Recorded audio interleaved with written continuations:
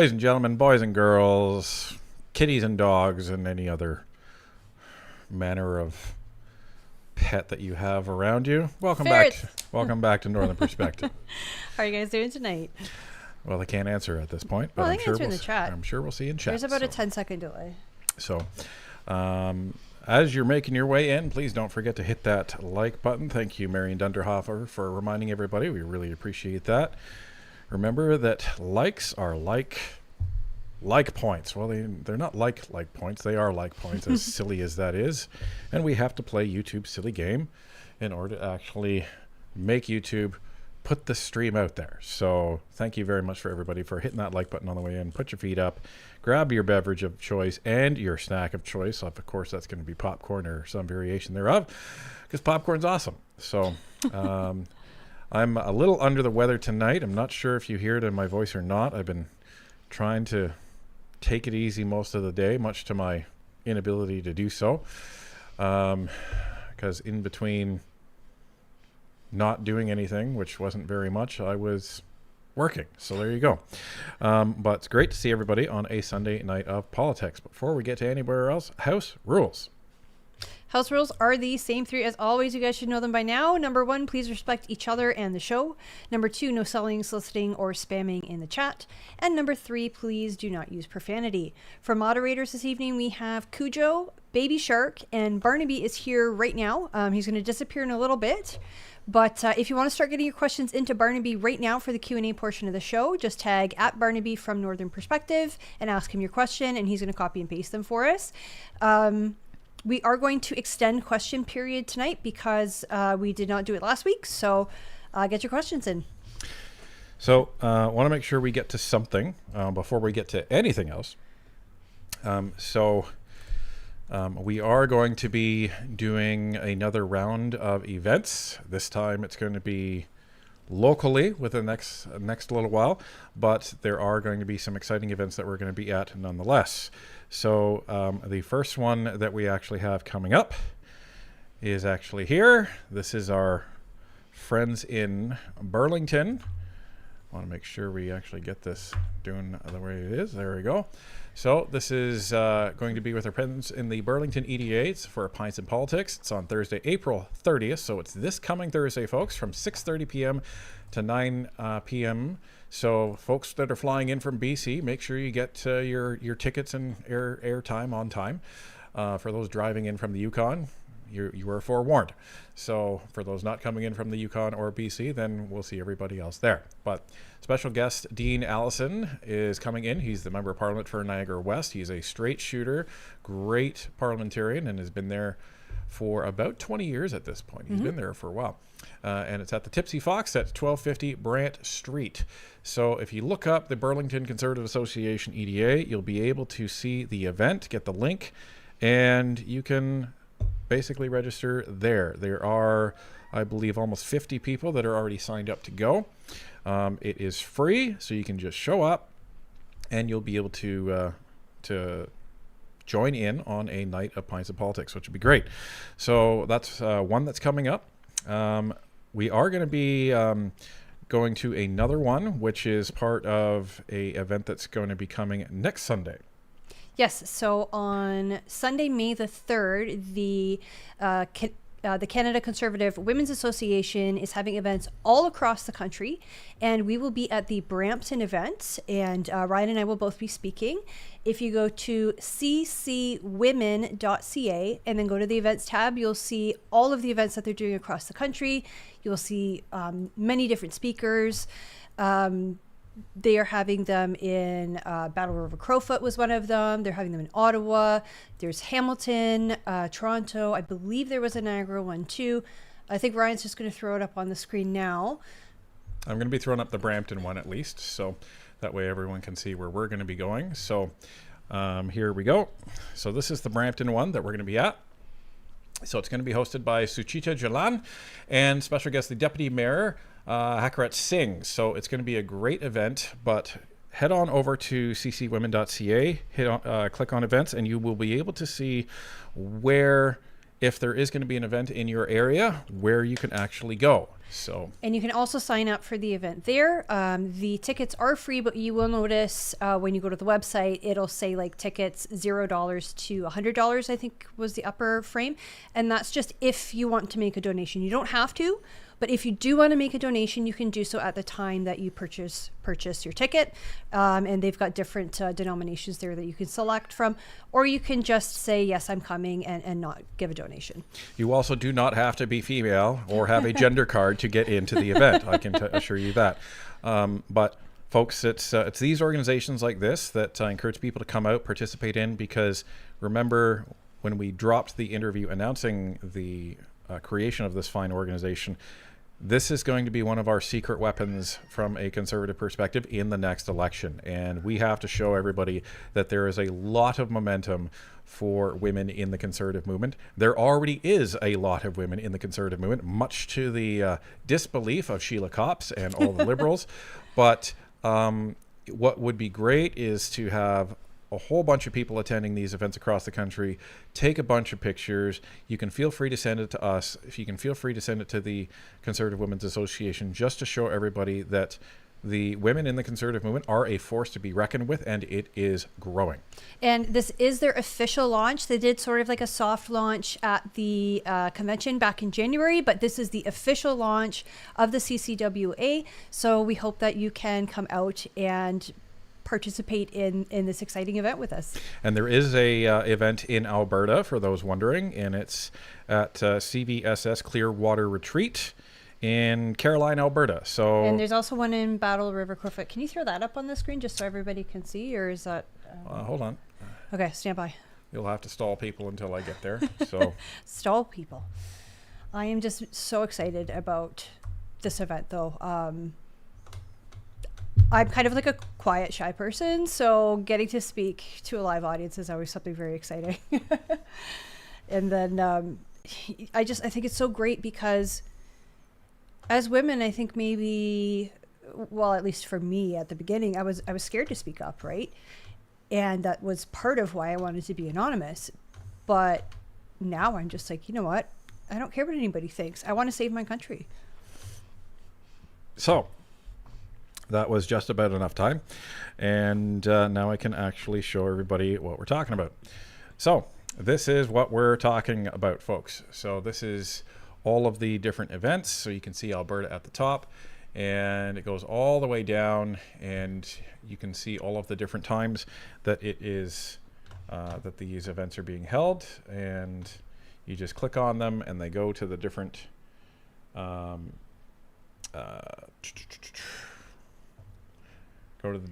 pages, and you can see that the amazing people out in Newfoundland and Labrador, we're having one out there too, or rather they are having one out. I cannot take credit for all of this organization. This is Alicia Vianga and her team, and it is going to be quite the day. It's going to be awesome because I think as women, we have this voice, but maybe we're scared sometimes to use it. And we see a lot of these repercussions from the liberal policies firsthand. Like, and in our household, it's usually me who does the grocery shopping. So I'm the one that notices, wow, beef is really expensive right now. Fresh vegetables are really expensive right now.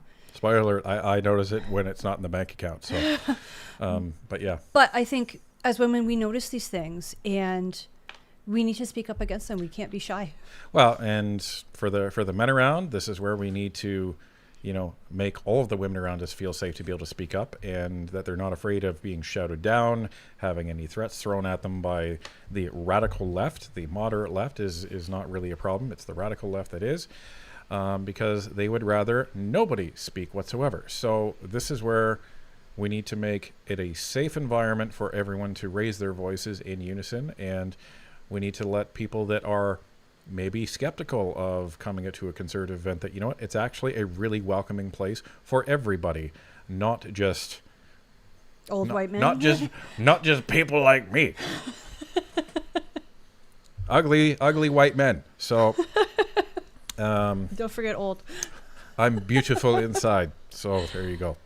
Anyway, so that is what's coming up then. And then later on, we're going to be doing a event in later May, which is going to be announced shortly. We are going to be doing a very exclusive event with Connie Cody in Cambridge. So stay tuned for that. That's going to be a special event. I'd say low-cost fundraiser for Connie Cody and the Common Sense Conservative Cambridge team. And then later on, we will be in June, we will be heading out to Kitchener-Waterloo to do a event with Kelly DeRitter and her team, and another special guest will be joining that. So, and we're also going in June to Arnprior was one of the locations. Arnprior, yes. And we're going to be doing a couple of events out there, I believe. Mm-hmm. So, and ladies and gentlemen, we can finally tell you we are coming out to Calgary for the Calgary Stampede. We are going to be doing a Northern Perspective event at some point during the week. So stay tuned for that. We are still trying to nail down the date, and we're nailing down a venue. We have people on the ground helping us out there. So thank you very much to the wonderful folks that are out there. And it's going to be a fun event. We're going to see if we can get some special guests to come out in addition to us, and it's going to be a wonderful, wonderful time. So if you're already going to be at the Stampede, stay tuned for a Northern Perspective meetup, which all of the folks in Calgary have been, well, in Alberta have been asking for us. So it's finally coming. We're happy to say. So, anyway, I think that's enough about events. Let's just make sure that we're about 1,000 likes behind. So if we can get those likes up, that would be fantastic. So YouTube can actually put out the word that we are. Well, we're live. We'll do it live. So, anyway, let's get to some pre-chat activity and get the show on the road. Because we'll see how long my voice lasts. Alice Avonlea, member for 30 months. It's amazing to realize how many politicians are working on improving their portfolio, bank accounts, etc., but neglect their mind. Isn't that interesting? At some point, they just stop that. Jessica Van Luke for $7. I put the Habs and Oilers scorecards on the stream tonight. So we just saw this 2 minutes before showtime. Yeah. So we apologize for that. So we won't have that today. But what I will commit to is throughout the playoffs, from here on out, we will have all of the Canadian teams up visible on the screen in the future live streams. So if they're playing during the stream, so we will commit to that. So thank you very much for that. Let me just take a quick look. Looks like the Habs are up 2-1 on Tampa Bay at the end of 2, which if you're a Habs fan, you already know that. So not that I ever cheer for Buffalo, but it was nice to see them completely slaughter the Bruins 6-1. So if you're a Bruins fan, like my mom. Your mom is not a Bruins fan. Your mom has no idea who's even on the Bruins. So she just likes the team. And Jessica Van Luke for $7. Update on Kitten Watch. Still no kittens, but Willow is getting really restless. When I email the pics, I will subject the email kittens. Okay, perfect. I hope everything goes well for her. So yeah, if you don't have like a little nesting box or nesting area set up for her somewhere like really quiet out of the way, then it might be a good time to do it if she's that restless, because kittens could be imminent. Look at that, folks. 200 likes, 200 new people were actually shown that we were live. That's the power of the like button. Rabbit says for $5. They found what caused my appendicitis. It was appendix cancer. Didn't know that was a thing, and got fired on Monday. It's been a week. Oh my goodness. I'm so sorry. Holy crap, Rabisades. Okay. Well, that is definitely some news. We are really, really sorry to hear that. Flip us an email. We'd love to see how you're doing.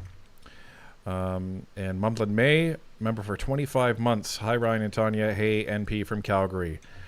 Hello, Mumblin May, and it was great to meet you in person. And hopefully we'll see you again when we're in Calgary in the summer. Absolutely. Lazarus for $10. Taking tax off gas will raise inflation. Right? Breaking news. Lowering taxes increases inflation. Brought to you by CTV. Renee.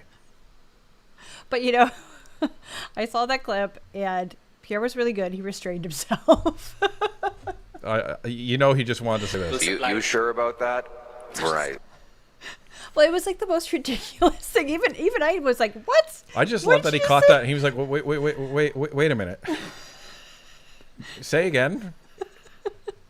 And the crazy thing is that Renee didn't say, "Oh yeah, my apologies, I misspoke," and then it would have died. No, she doubled down. She said, "Well, you're increasing demand on gas by lowering the price. taxes," which I would say you only increase demand on gas if you say, for a limited time, like over the next 3 days, gas will be 20 cents liter. That will be definitely increasing the demand on gas.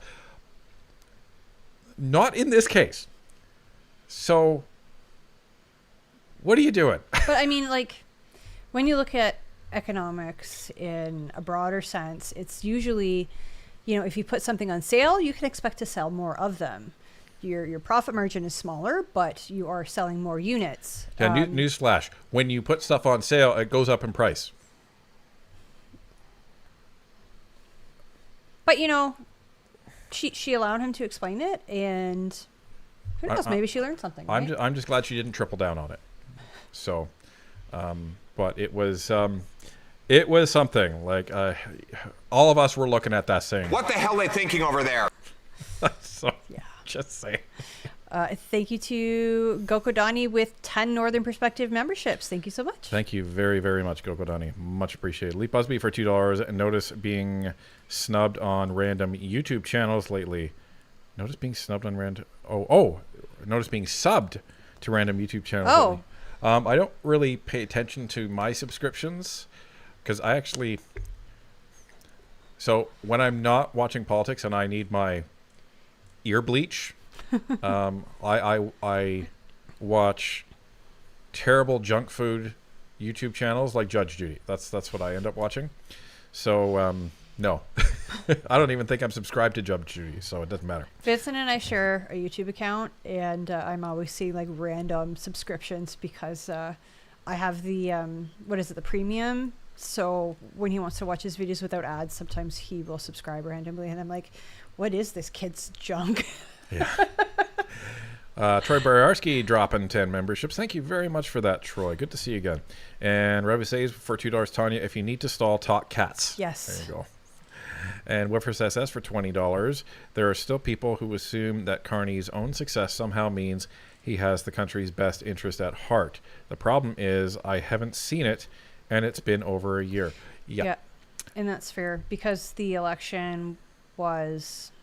Well, we're 2 days short of a year right now. I haven't seen anything improve. In fact, a lot of things have gotten worse or just stayed the same.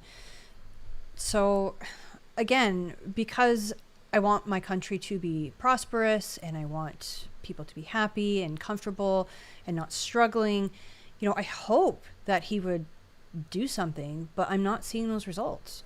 What was funny, maybe sad, but also humorous, is that a week after he says, maybe 2 weeks after he says that affordability has been the best it's been in a decade, Rosemary Barton ran a segment today on CBC talking about affordability concerns.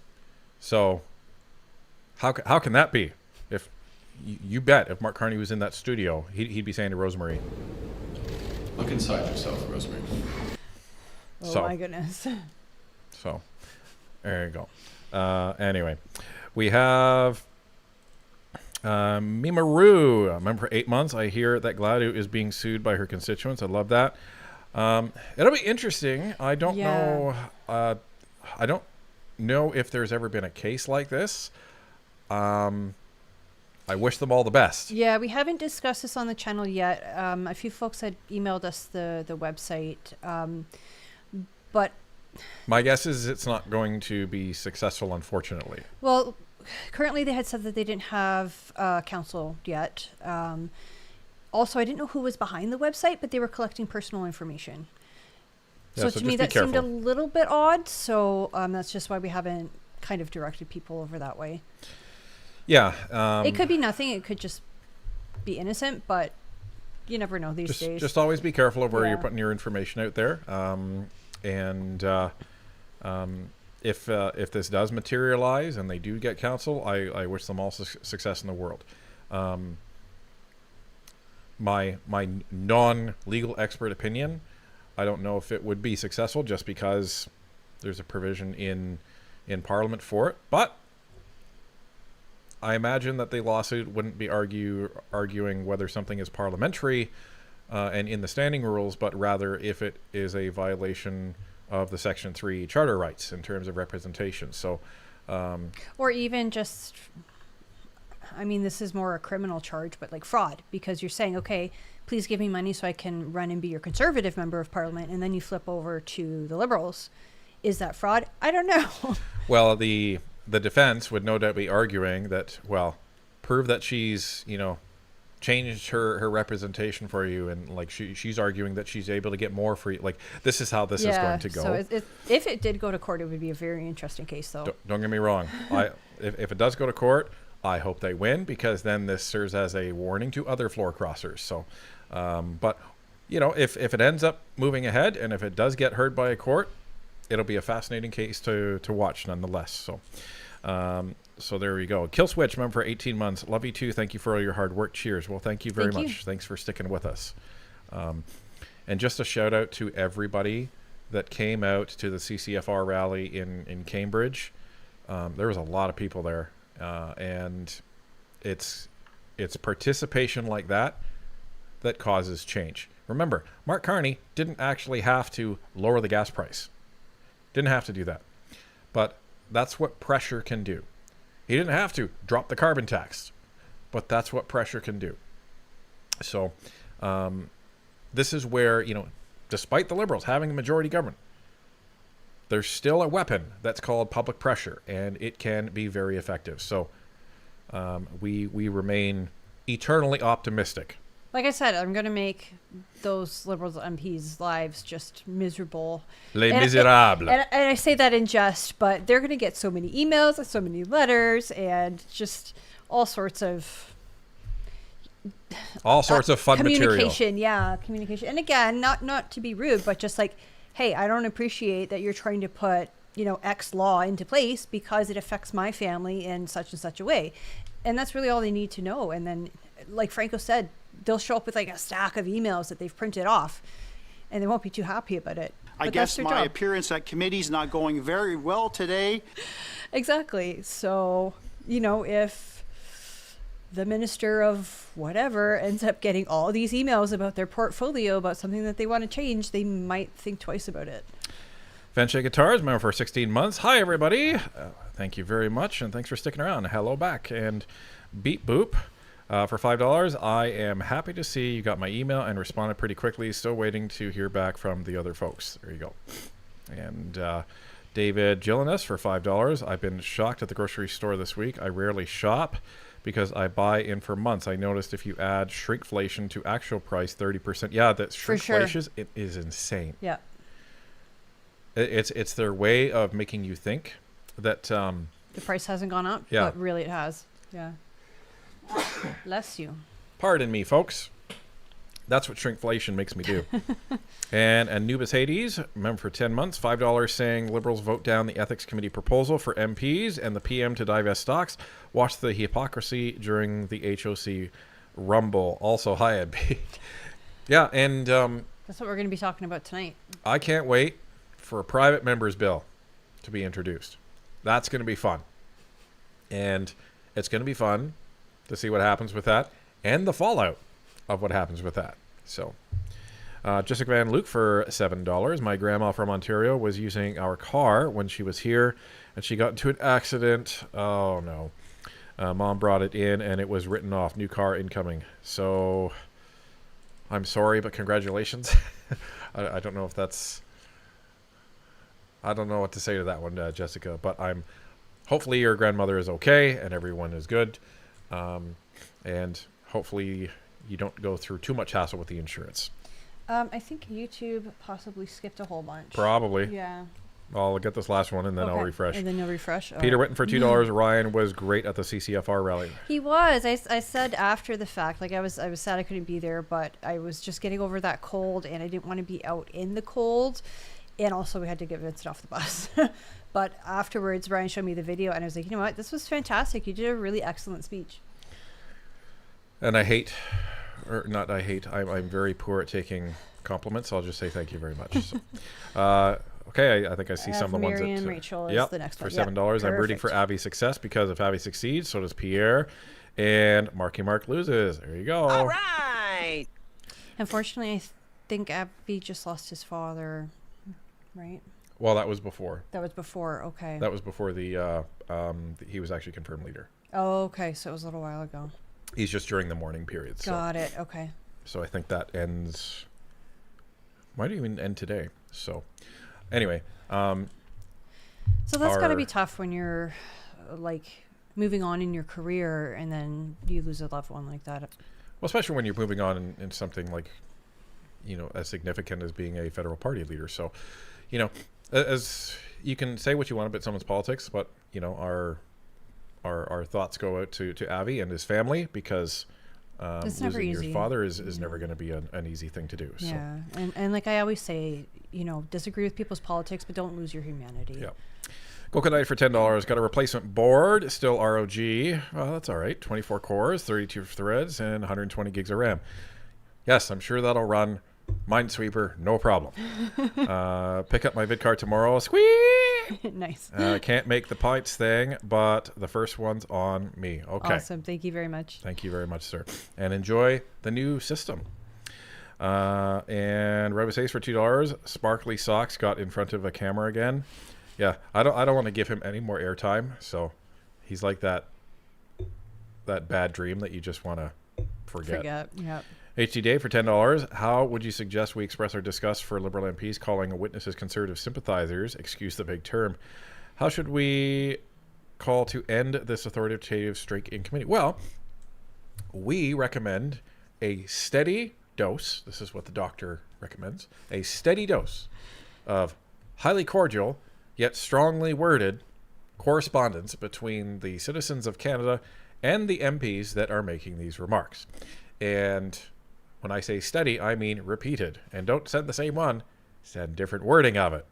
And that way, they're going to be forced to deal with it. They're going to be forced to read it. And they're going to be forced to not throw it in the trash because it won't contain any name-calling or swearing. Those or are threats. Please don't threaten the MPs. Or threats. So that's what I would recommend. And as Tony said before, and as Franco said before, create stacks of paper. Stacks and stacks and stacks and stacks. And just to kind of go off that, sometimes we get emails asking for templates or why we don't provide templates. And the reason for that is because of all the MPs we've talked to, they've said time and time again that if we get like a form letter where it's just like, Dear MP, and then the content is all the same, and then signed your name, they just disregard them. And I can say from an IT perspective that email systems can recognize email campaigns and can easily qualify them as spam. And it may not even get to said member of parliament. So because when you're emailing a member of parliament, it's going into the government email system. And I know what that is. So I know what technology it's using. So that's another reason why form letters isn't the best strategy to actually reach the MPs. It's great for a simplicity point of view, but it can actually work against you. And again, your letters don't have to be super complex. One paragraph. Yeah, you can just say, hey, like my name is Tanya and I have some issues with Bill C9, for example. This is how it affects my family. Please reconsider. Done. And even on that remark, like it's even good to say, I saw you speak in committee on, April 23rd at the, Procedure and House Affairs Committee, blah, blah, blah, blah, blah. And I was really unimpressed when you said that, because that tells them that Canadians are watching them. Yep. And because I think a lot of Canadians watch Question Period, but not as many watch Committee. And Committee is where we know the that more and more happens. NP Nation is starting to watch Committee. So That's true. That's true. So Casper dropping 10 memberships. Thank you very, very much, Casper. Great to see you. Great to see you. Thank you very much. Myron ends for $10. Don't mistake education for actually being smart. You have to know how to use your education. Absolutely. 100%. There are two different things: crystallized intelligence and fluid intelligence, or being smart and being intelligent. Being smart means that you can regurgitate what you read in a book. Being intelligent is actually knowing how to apply what you read in that book, or not even necessarily having to read a book and you can figure it out on your own. So I completely agree with that remark, Myronets. Thank you very much. And a 5 for $20. A lot of people are narrative-seeking creatures, not truth-seeking. That's true. Very true. We can scream falsifiable truths, but the conservative narrative is not compelling to libs. Stats don't seem to win hearts. Thoughts? Also, when are you in KW? Kitchener-Waterloo. Oh, Kitchener-Waterloo. That's going to be in June. So we will be advertising that in the next couple of weeks, not to worry. As it pertains to your comment, I have a thought on that, but do you have a thought? Do you want to talk about it? Yeah, it's kind of funny that if you saw the video that Ryan had dropped yesterday evening, it was that Canada is kind of the problem, or had initiated part the of the problem. Yeah, I'm not saying we're the whole problem, but we had initiated this problem with our trade relationship with the States, and that was in regards to the dairy market. And we had a lot of people on X just being like, you guys are MAGA, you guys are American, blah, blah, blah. Like, it's true, though. Like, for me, I would rather know, okay, our elected officials screwed up, so now I can put some pressure on them and be like, hey, how are you going to fix this? Well, and we're not saying that the U.S. is completely blameless either. And yeah, there's been issues with the softwood lumber stuff in the past and everything like that. But the point is that Mark Carney's narrative is that, well, the Americans violated the agreement. The Americans violated the agreement. And then we said, time out. Canada's been violating that same agreement for the last 5 years. So pot, meat, kettle. So, right. So are we going to put all that aside and act like grown-ups and figure out the best path forward for both nations? Or are we just going to squabble back and forth? Right. And the overarching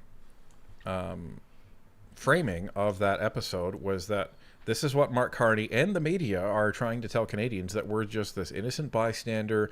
We have a clean nose, and we are completely squeaky clean in terms of this agreement, and we're not. We are absolutely not. So stop pretending that we are, and start actually taking ownership of your actual position when it comes to this trade agreement, and get to the table, get the work done. Well, and I kind of wonder if it's like a reflection of society that people, by and large, and I'm generalizing here, but people don't usually take criticism well. So if you're criticizing the government, the country, etc., they don't understand that, like, criticism is saying, okay, this is wrong, but how are we going to fix it?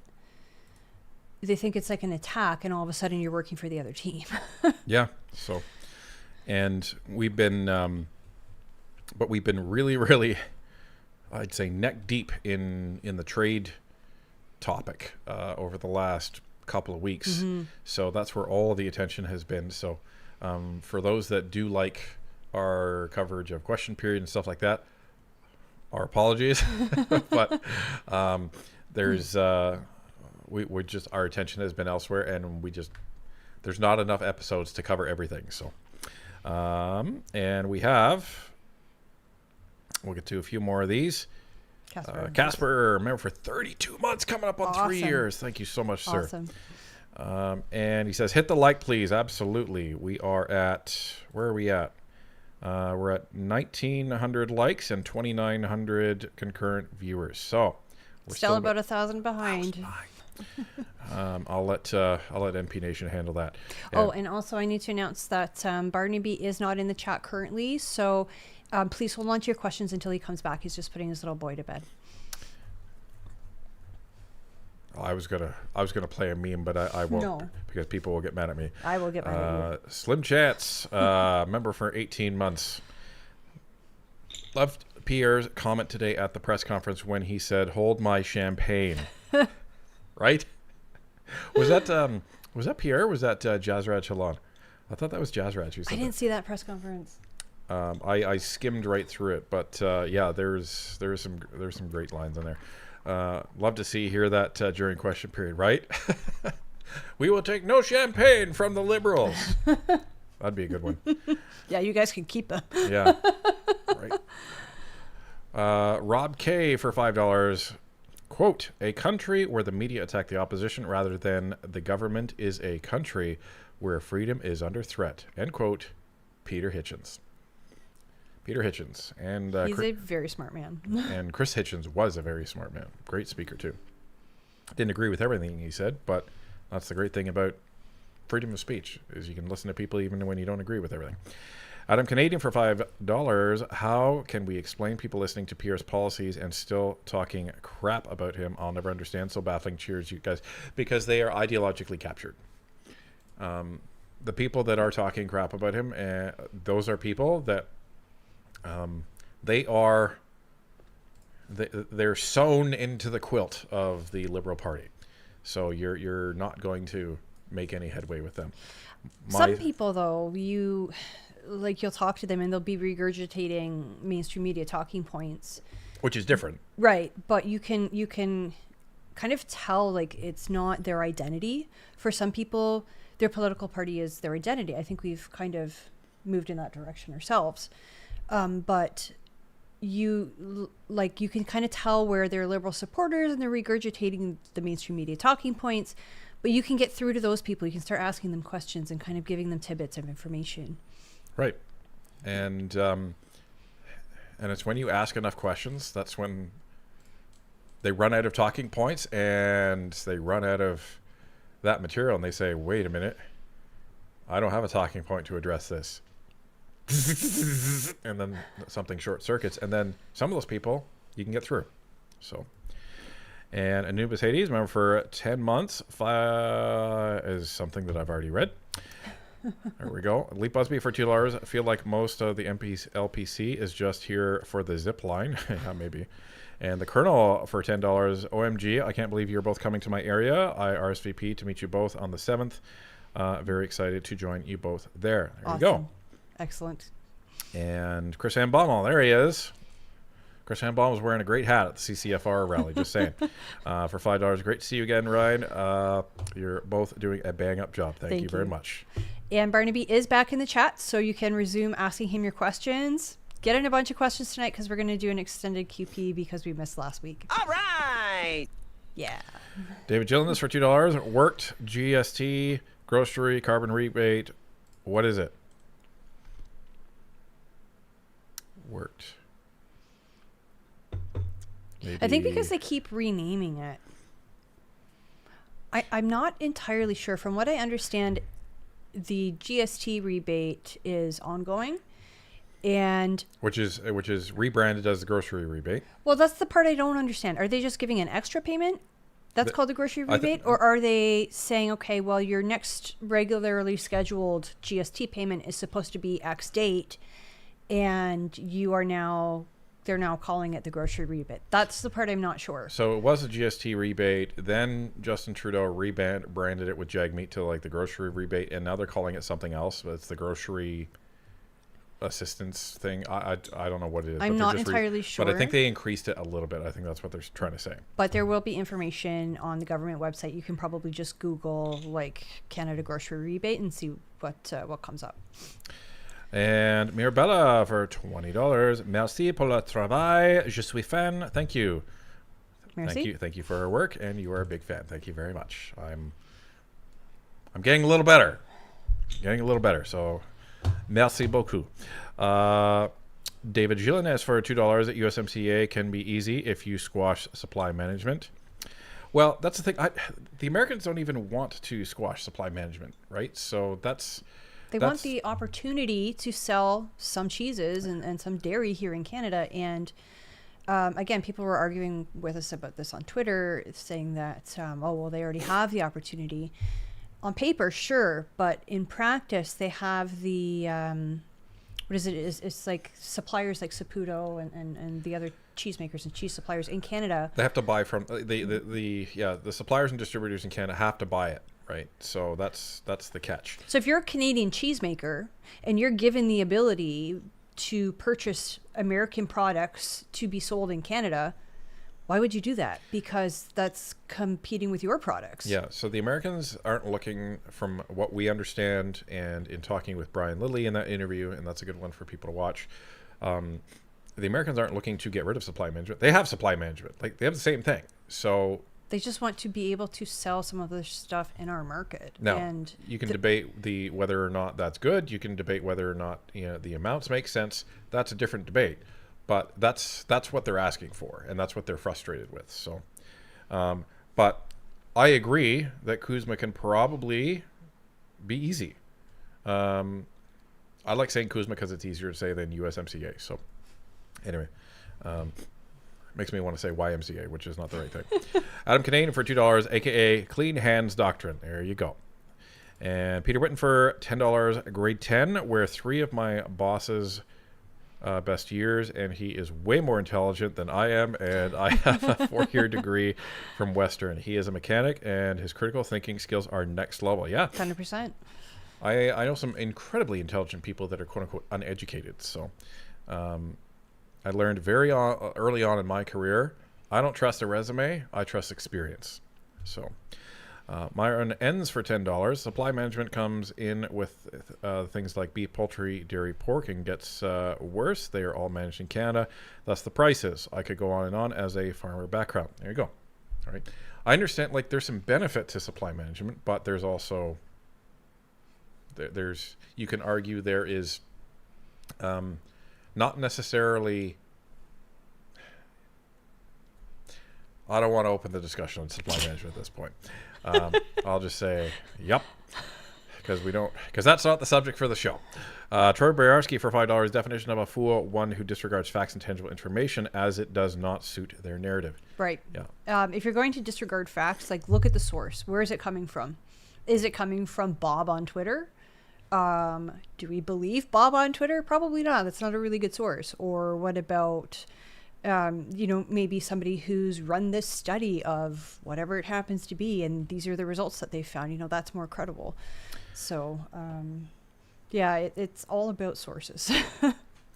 All right, let's see if I can get through these, and then we're caught up. Sean Lefty Legend for $14. Thank you very much. I wish I could watch live tonight, but I can't. I'll be watching on my drive home tonight after the Habs game in Montreal. Good for you. Awesome. If you're watching the U.S. feed, that's my broadcast. Have a great night, guys. Very cool. Speaking of that, where are we at? 3-2 Tampa Bay. SpaghettiOs. And Chris Sims for $5. I grew up in poverty and I finally got out of it, and I'm right back to where I started. It's hard to keep faith. I'm trying, but it's hard. I hear you, man. And Mark Degan, hopefully I said the name right, for $28. Northern Perspective is the real news. Please never stop. Thank you very much. We're not going to stop until they drag us out of here kicking and screaming. And Donna McDonald, member for 26 months. Thank you. A lawyer on Kevin Klein's podcast suggested that Gladu lawsuit involves her not fulfilling a contract she signed with her local conservative EDA. Maybe. Interesting. And that would be interesting to see how, again, if I wish all the success in the world. So, like I said, if this does go to court, this is going to be a very, very interesting case. And there's going to be a lot of constitutional lawyers that are going to be watching it. Jessica Van Luke for $2.79. Carrie Lynn Finlay for BC Conservative Leader. There you go.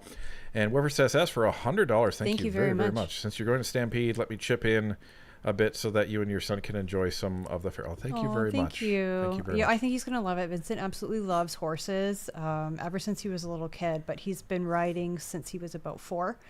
And he does like equine therapy where they put him on the horse and they kind of walk him around the arena, and they'll let him play games and sing songs and just anything to kind of get him engaged in talking. I'm looking forward to seeing the mountains again and all the people. Amazing. And Gordon Meir dropping 10 memberships. Thank you. Thank you very, very much. Thank you. And don't forget to say thank you to the folks that are dropping the memberships for everybody. Okay, folks. That's what we all came here for. Most of us. Some of us came for the cats, which are being lazy and sitting on the other side of the room. Anyway, so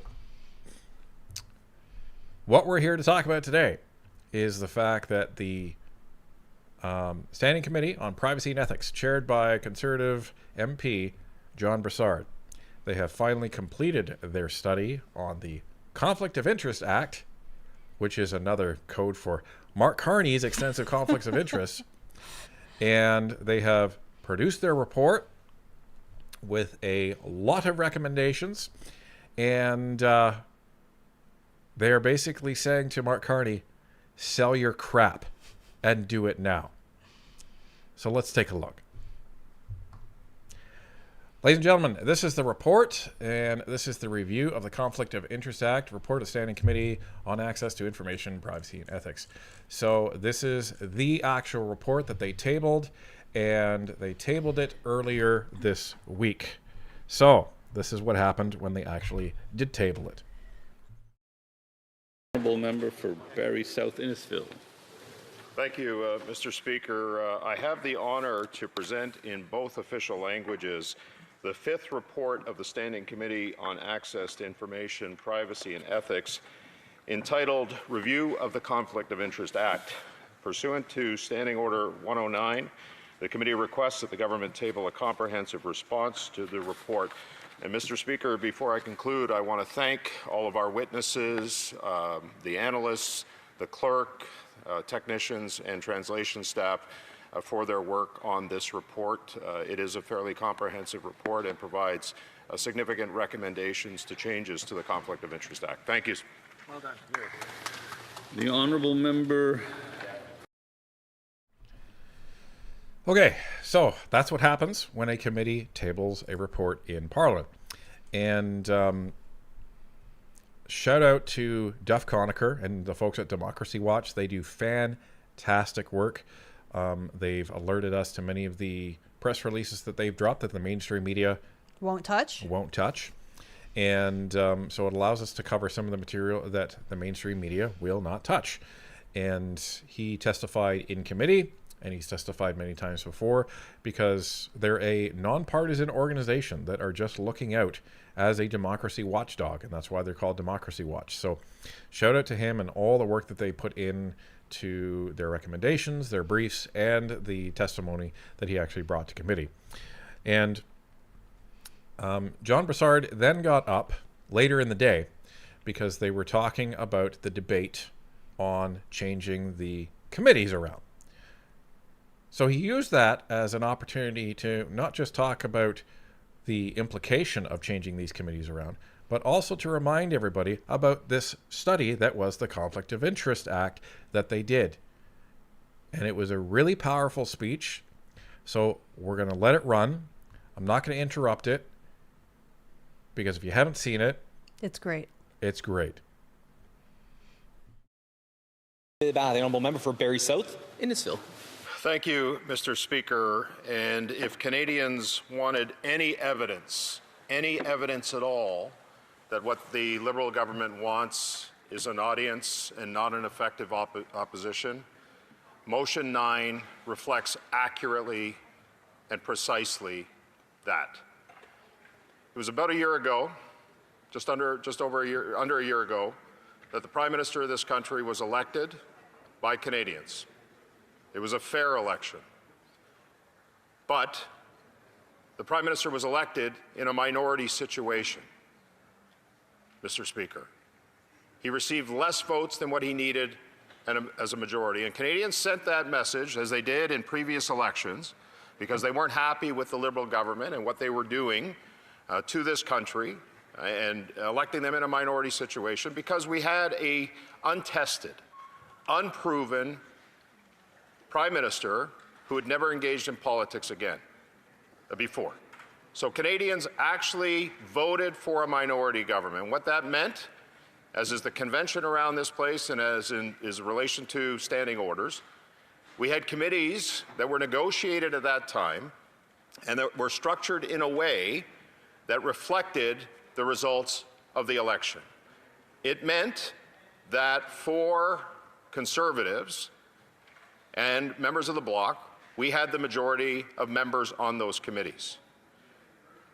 For the committees that weren't oversight committees, that meant that if the opposition members wanted to determine what a study was going to be, if they wanted to compel witnesses, if they wanted to summons, if they wanted to compel documents, they could do it without it having to get to the chair. That's the way committees were formed. And the same can be said about the oversight committees, Mr. Speaker, of which I'm the chair of the Ethics Committee. The oversight committees exist because they deal with issues of importance related to government operations, government contracts, ethics, accountability, transparency, if it wasn't for the oversight committees in previous parliaments, as the member from Regina Capel had said, none of the scandals that became big scandals, scandals that in fact caused this parliament to be prorogued in the case of the Winnipeg lab scandal, none of those things would have come out if it wasn't for the oversight committees. And that's the purpose that they serve, Mr. Speaker, is to hold the government to account, to ensure that there's transparency, to ensure that the information that is available to us in a majority situation of members on that committee, especially when a minority government is elected, that we are able to do that. And we run a real risk. I have a grave, grave concern that the level of accountability, transparency is not going to be there with Liberal members, at least at a minimum, on these oversight committees controlling those committees.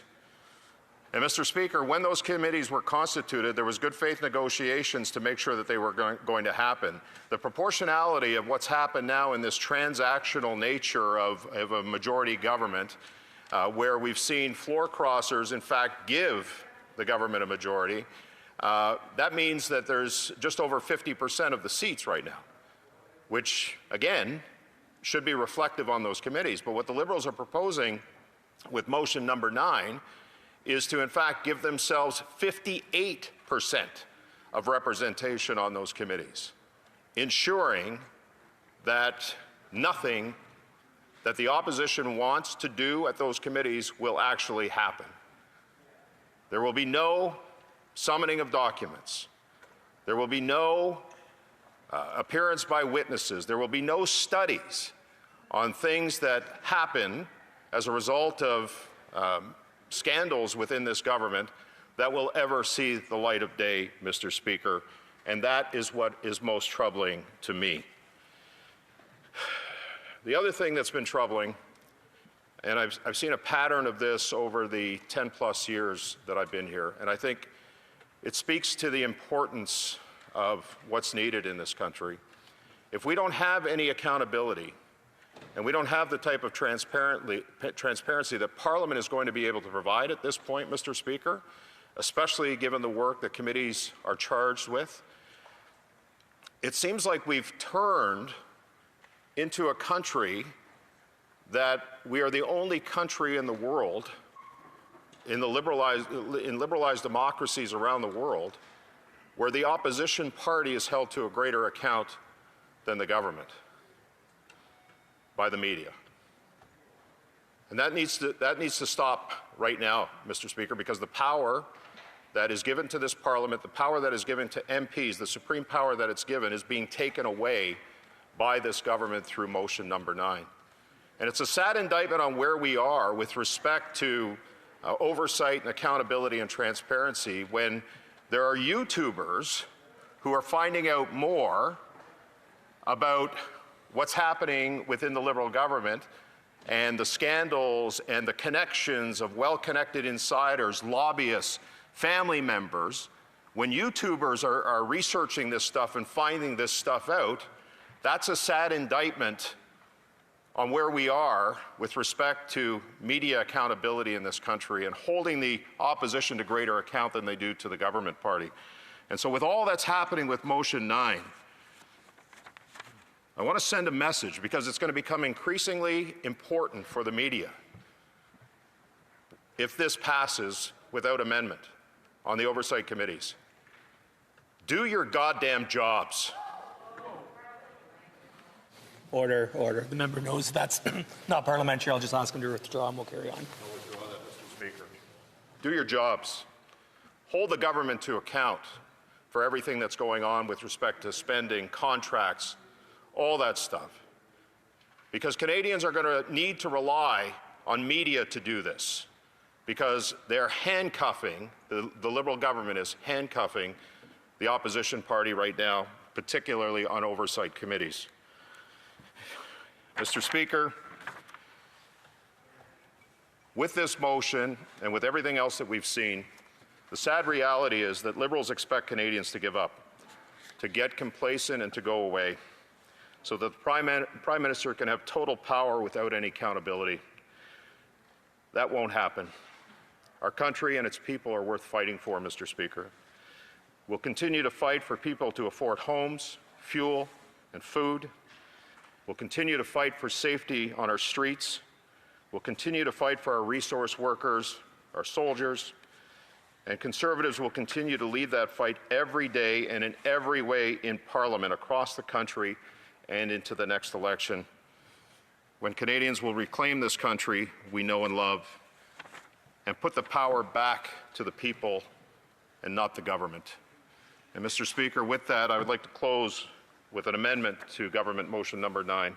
And it reads that the motion be amended in paragraph B by adding after the words and estimates the word and B by adding after the words public accounts the following, which shall consist of 9 members and be composed of 4 members from the Liberal Party, 4 members from the Conservative Party, and 1 member from the Bloc Québécois. And I present that to you now, Mr. Speaker, as an amendment. Thank you. Hear, hear.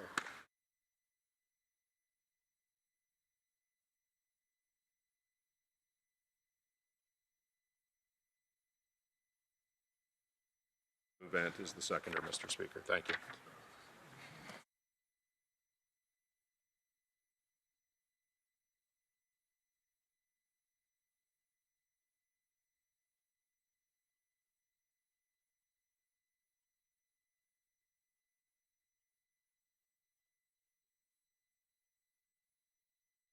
Third, seconded by Mr. Steinley, moves the following amendment, that the motion be amended in paragraph B.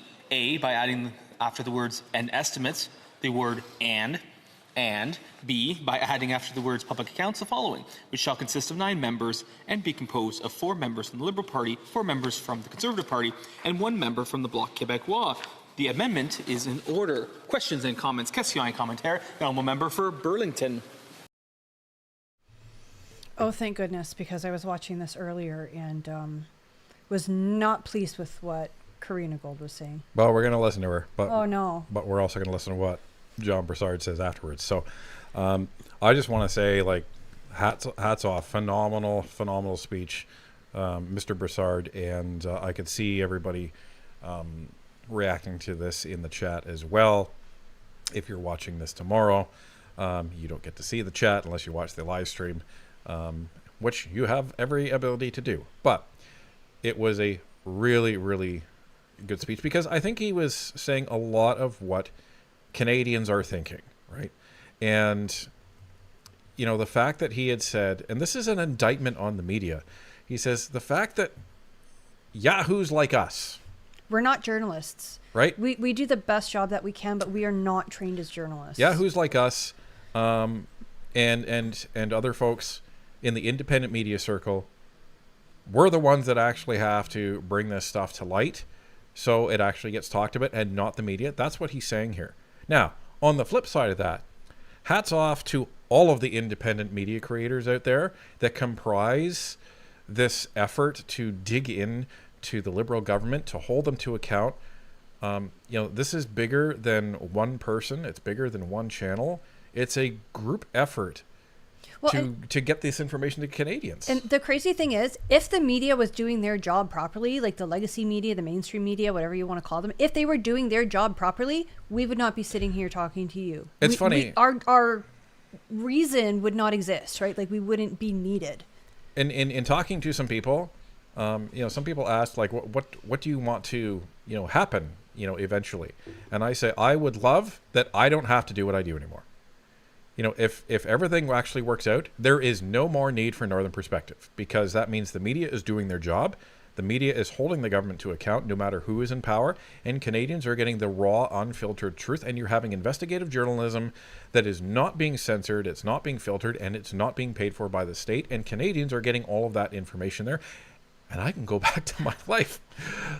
That's what the goal is, right? But until then, this is what all of the independent media channels and all of the different commentators around the country, everyone has their different niche, everyone has their expertise, and everyone fills the need.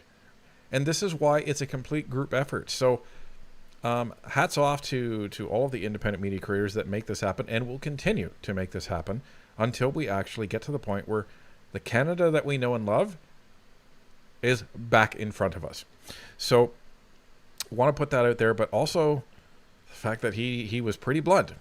Do your unparliamentary language jobs. Well, and the speaker, the deputy speaker, was a conservative. It was John Nader, so he had to scold his colleague.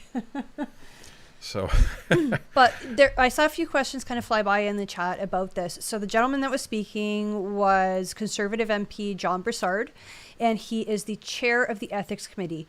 And I actually only learned this today, that the 3 committees that are run by Conservative chairs are considered oversight committees, and that's because they hold the government to account. correct. Now, what the government is trying to do with this motion, motion number 9 that Mr. Broussard was speaking about, they are trying to make it so that the number of Liberals outnumber the Bloc and the Conservatives put together. In every committee. In every committee, especially these committees that hold the government to account, so that they can shut down any motion, they can dismiss committee, they have control of committee. So if say the Conservatives, for example, were to bring some sort of scandal, some sort of Liberal scandal to the Ethics Committee, the Liberals would have enough people that they can just vote it down and shut it down. And the mainstream media does not do a good job of covering committee. And I don't even know if they would tell the public about these things. I know how danger it is to correct your wife, but I would just correct her in saying it's not that they don't do a good job in covering committee. They don't cover it at all. Like, at all. I was trying not to generalize. Anyhow. So this is why this is important, that the government is essentially trying to force a majority in these committees that holds the government to account. So, what happened next?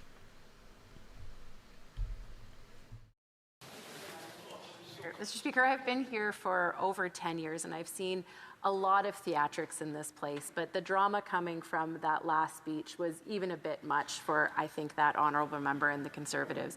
Speaking as if, we are taking away members' rights and their opportunities to be representatives, I think is over the top. In fact, every member in this House has an important role to play.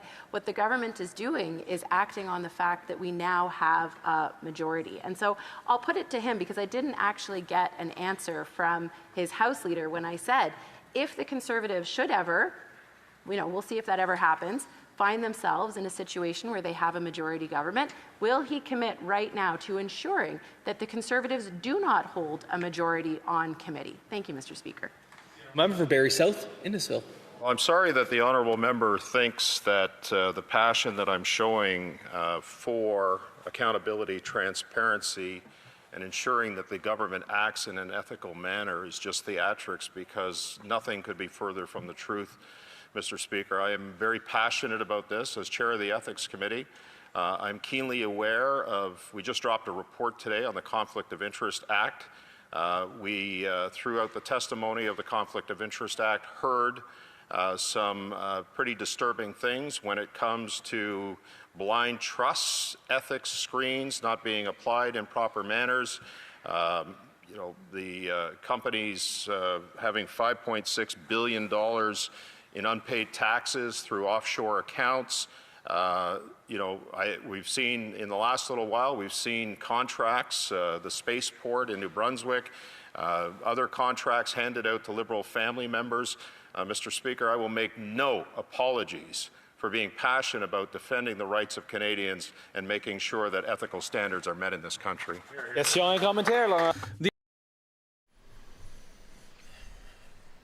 So, ladies and gentlemen, that was the Member of Parliament for Burlington, Karina Gould.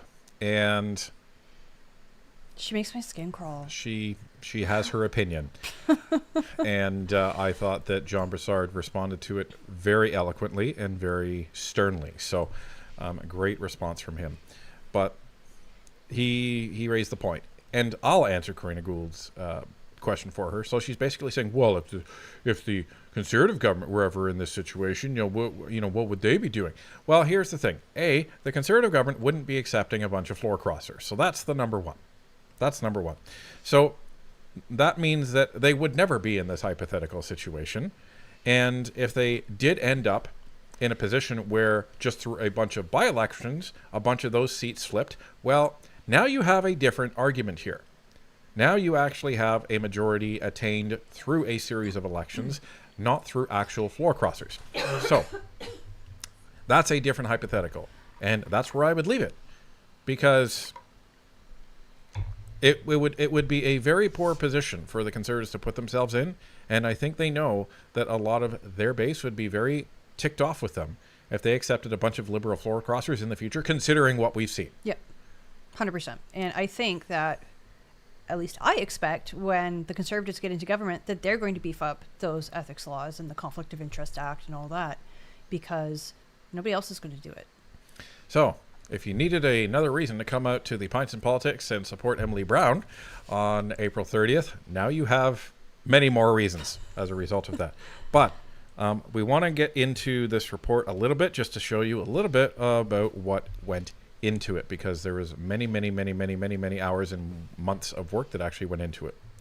So this is one page of, I don't even recall how many pages there are. It is a lot. Yeah. A lot. I think there is over 90 pages if I remember correctly. So, but this is one of the sections that they were investigating, and this is the report comprising testimony, evidence, and other evidence like briefs that have been submitted to the Ethics Committee. So what this is basically saying is they're reviewing the definition of private interest. I'm not going to read through this, except in the second last paragraph. So Duff Conacher, that's Mr. Conacher, argued that the definition of private interest in Section 2 of the Conflict of Interest Act means that 99% of the decisions made by the Prime Minister, ministers, and senior officials are considered to be of general application. In other words, he is of the view that the Act only applies 1% of the time to very specific decisions. As a result, he contended that it is almost impossible to be in a conflict of interest under the Act. For example, Mr. Conacher stated that because of the definition of private interest, the current Prime Minister is in a conflict of interest every time he makes a decision that affects businesses, which is permitted under the Conflict of Interest Act. Quote, he is taking part in all sorts of decisions that affect Brookfield and other companies he's invested in, end quote. Mr. Conacher recommended prohibiting public office holders, that's POH, from participating in any decision-making process in which they have a financial interest, even when the decision is of general application, etc., etc.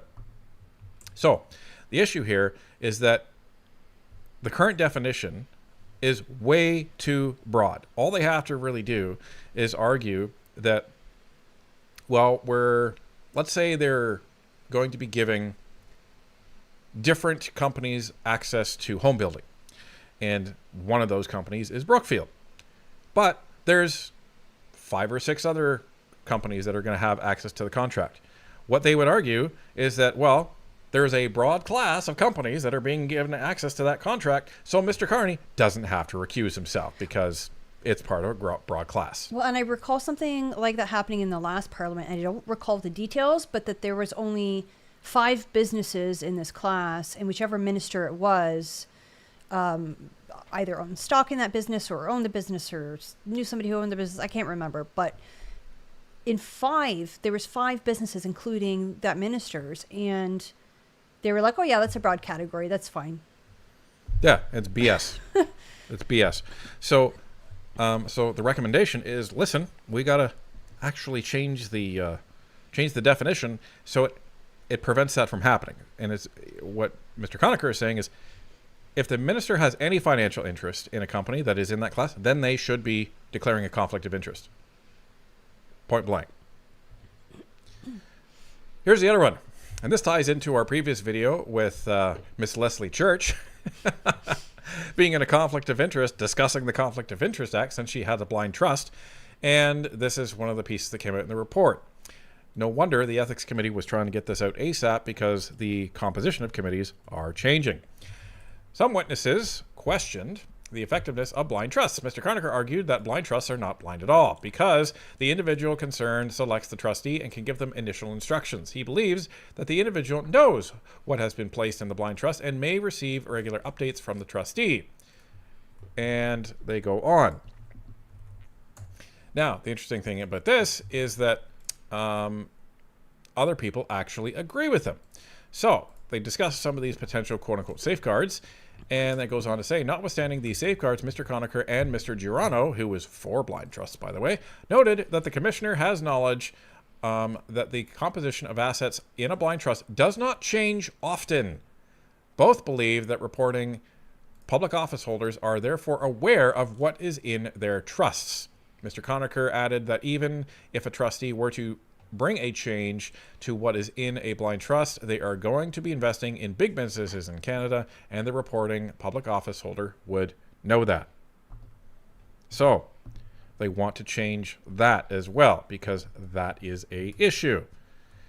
So it comes down to the recommendations, right? So here's a list of recommendations. So it starts with 1, 2, 3, 4, 5, 6, 7, 8, 9, 10, 11, 12, 13, 14, 15, 16, 17, 18, 19, 20. 20 recommendations. So they are recommending 20 different changes to the Conflict of Interest Act. But I want to take you here. Recommendations 10 through 12. The Government of Canada is recommended to amend the Conflict of Interest Act to require Prime Ministers to divest their controlled assets within 60 days of assuming office. Next recommendation, that the Government of Canada amend the Conflict of Interest Act to impose to whomever holds the position of Prime Minister in Canada as a reporting public office holder under the Act an obligation to sell all controlled assets within 60 days upon entering into function. And recommendation 12, that the Government of Canada amend the Conflict of Interest Act to ensure that for the application of subsection 27(1), the Prime Minister, as a reporting public office holder, is fully divested from their controlled assets through sale, since placement in a blind trust does not constitute true divestment. So, we saw a bunch of the recommendations come out of the PROC Committee and go into Bill C-25 to change the Conflict of Interest Act. So now the Liberals are in an interesting situation because they've been given 20 different recommendations from this committee that has spent months and months and months studying this, listening to witnesses, hearing briefs, and reviewing testimony. So this actually puts them in the situation where if they ignore the entire report, that makes them look pretty darn corrupt. So that's number one. Number two, this is an official recommendation from a parliamentary committee. This isn't just a Conservative jumping up and down in question period saying this. This is a parliamentary study that has been completed, and they will argue has had Liberal, Bloc, and Conservative input, as well as all of the expert witnesses that testify. So if they refuse to take that, that's going to be a problem. And the biggest problem of all is there's no good reason. There is absolutely no good reason for them to refuse the recommendations that the Prime Minister divest his assets. It's not going to go well for them. So this is, although the right thing and the right recommendations to come out of this, some would argue that there's probably not even enough, but here we are. There are so many recommendations in this that this is almost a political bear trap for the Liberals. If they choose to adopt none of them, that's going to be a big problem. If they choose to adopt some of them, but not the ones that are requiring the Prime Minister to divest his assets, that's going to look like Prime Minister Mark Carney is completely avoiding accountability here. So I will be interested to see if the Liberals actually put forth a government bill to address this study, and if they don't, that's going to be a political problem in social media land, and we'll see if the real media even reports on it. You know they won't. What am I saying? Independent media is the real media now. And second is if the opposition puts forward a private member's bill to implement all of this stuff and it gets voted down, that's going to be a problem too. So this is going to be an interesting political chess game that is not going to finish anytime soon. So it's going to be one that we're going to be following very closely. And we're going to see if we can use our sources to stay up to date as to what might be happening and when. because this is going to be very, very fascinating to see. And I just think this is not going to go well in the court of public opinion, because if you have nothing to hide, what's the problem? If you're there to serve, what's the problem? Well, and that's it. I think the Liberal Party forgets that we're their bosses. They don't rule over us. They serve us. And we as citizens have a right to know what they're doing with our money, whether or not they're going to benefit from it in any way, et cetera, et cetera. So anyway, we'll see what happens. But that is that's the kicker. And Michael Barrett and folks were already calling them out in question period on, so is Mr. Carney going to be abiding by the recommendations of the Ethics Committee? So we'll see how this plays out. And this is going to be a constant thorn in the side of Mark Carney for the next 3 years. So get used to hearing it, Mr. Carney, because it's not going away anytime soon.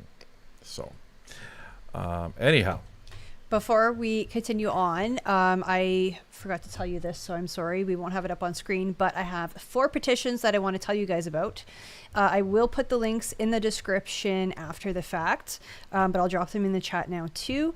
The first one that we are going to talk about is petition 7343, and we received an email about this one asking to promote it, and it is regarding sailors and fishery. So you can click the link and check it out. If it sounds like something you want to support, make sure you support it.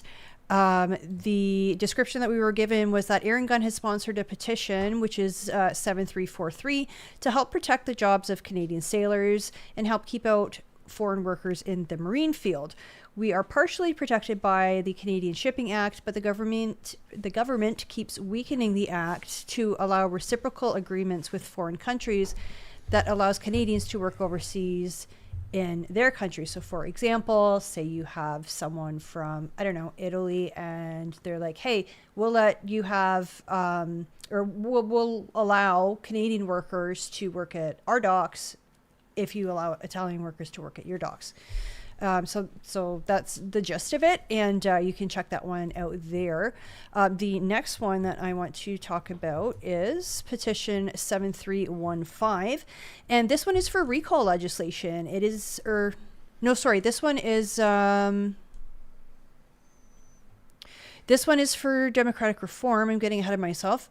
So this one is sponsored by Vincent Ho, and it is basically saying that voters cast ballots with the expectation that an elected member will continue to represent the party affiliation which they ran under. This is the recall one. No, Jamie's is the recall one. Is it not? Recall. Oh, okay. So this is the recall one. I was right. Sorry, guys. This was the recall one. Basically, if your member of parliament is changing their partisanship, you can recall them and say, you know what, we don't want you to be our MP anymore. Because right now, as Canadians, we're kind of voting based on a promise. So if your MP does cross the floor, then you're stuck with them. You're stuck with them until the end of the term. But with this petition, you have the ability to recall them. So that was 7315. The next one is 7351, and this is the one that's sponsored by Jamie Schmale.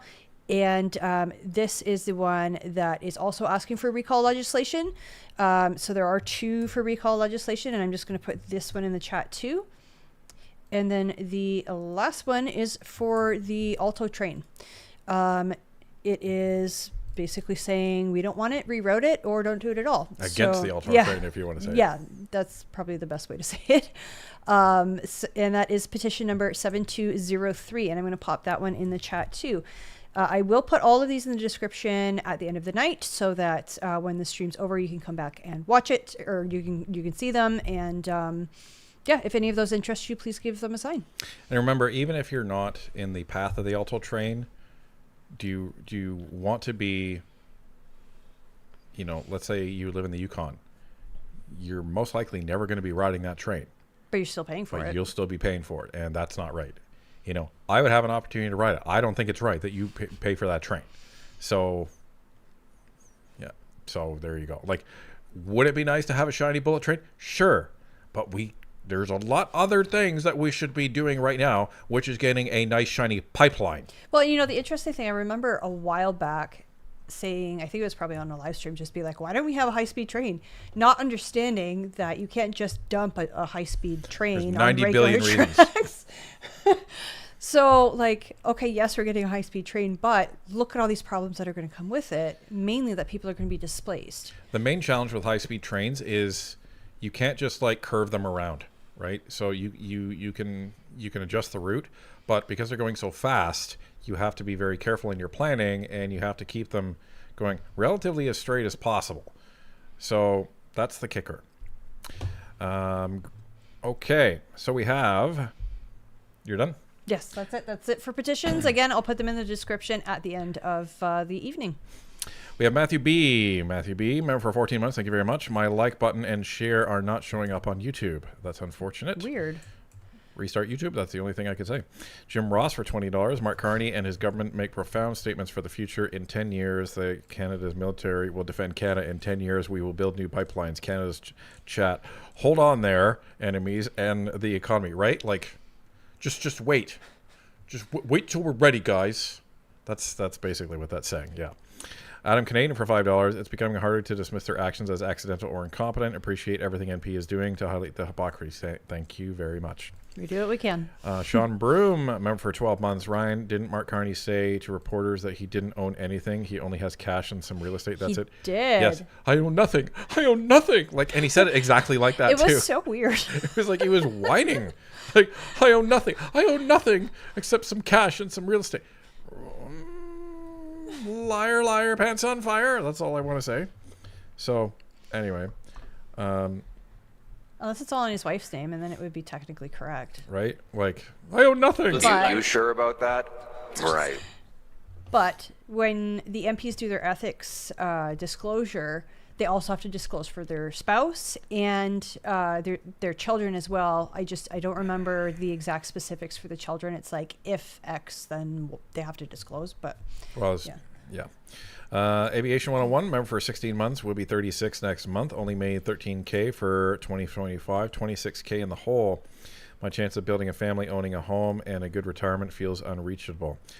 I get that.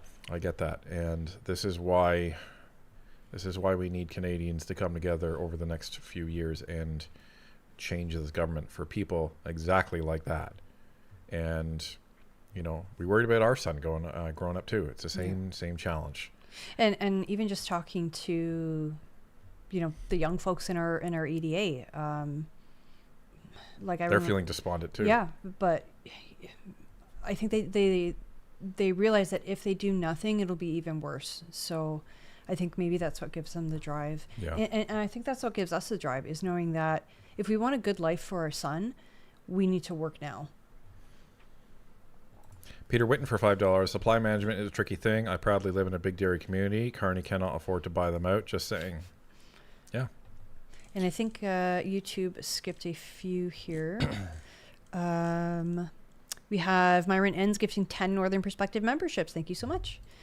And then I'm not sure if this one got read or not. Perhaps I got that one. You got that one? Okay. We have our Mercedes for $5. Say what? The Liberals trying to turn a country into totalitarian hexscape?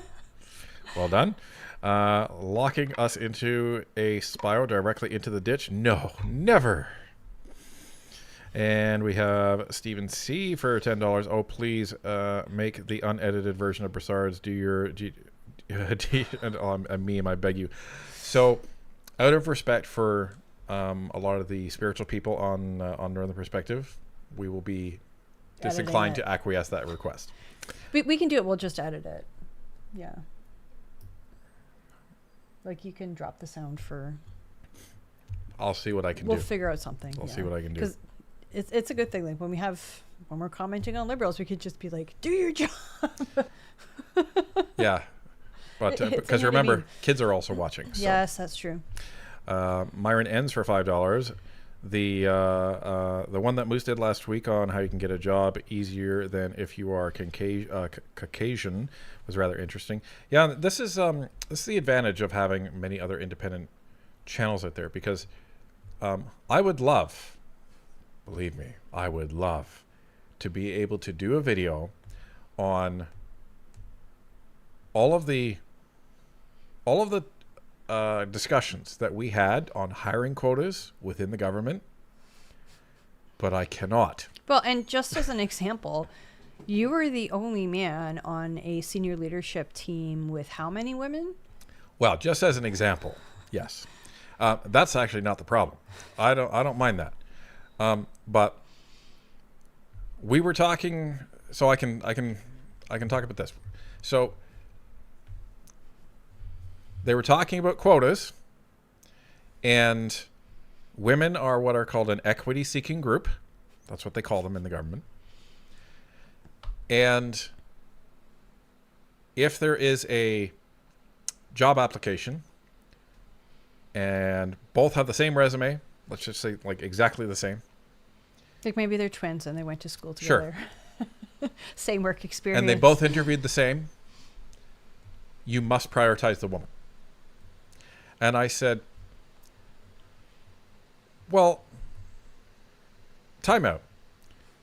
Does everybody know that our agency, and this is true, does everybody know that our agency is 72% female employees? What are we actually trying to achieve here? Total control. So that's about the most I'm allowed to say. So, but this is why it's advantageous to have other independent media outlets, because there's some things I'm actually legally bound not to be able to talk about. But there's things like that. So crazy. So yes, it's interesting. Schwangster for going back up. For $14, thank you very much. Every comment from conservatives in question period has to end with "Do your GD job from now on." A bold strategy, Cotton. Let's see if it pays off for them. I love that you have that meme now. And then all you would hear from Karina Gold is, "How dare you!" Okay, that was great. That was good. That might be Super Chat of the night so far. Adam Canadian for $2. I see a new meme. Bravo! Dear job. Kids, folks. Kids. Yeah, we can edit it though. And Strang for $5. Missed the rally on Friday. Bummed out on missing out on seeing Pierre. I would look to attend the next one and the next events in the area. There you go. Absolutely.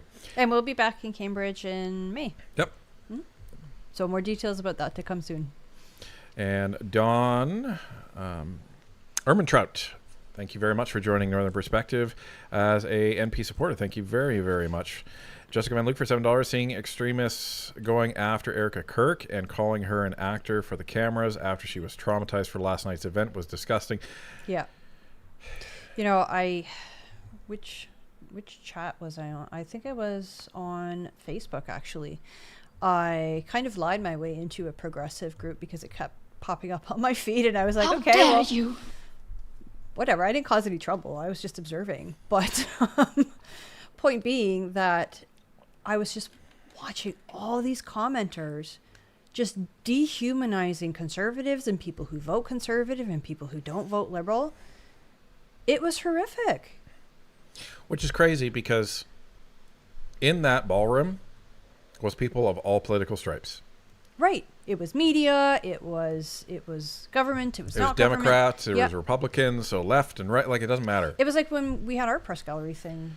And let me tell you, that presser right after that was the most polite and respectful presser I think I've ever seen. And, you know, people who would normally, you know, come after Donald Trump, everyone was very cordial. It's like, can we just have that?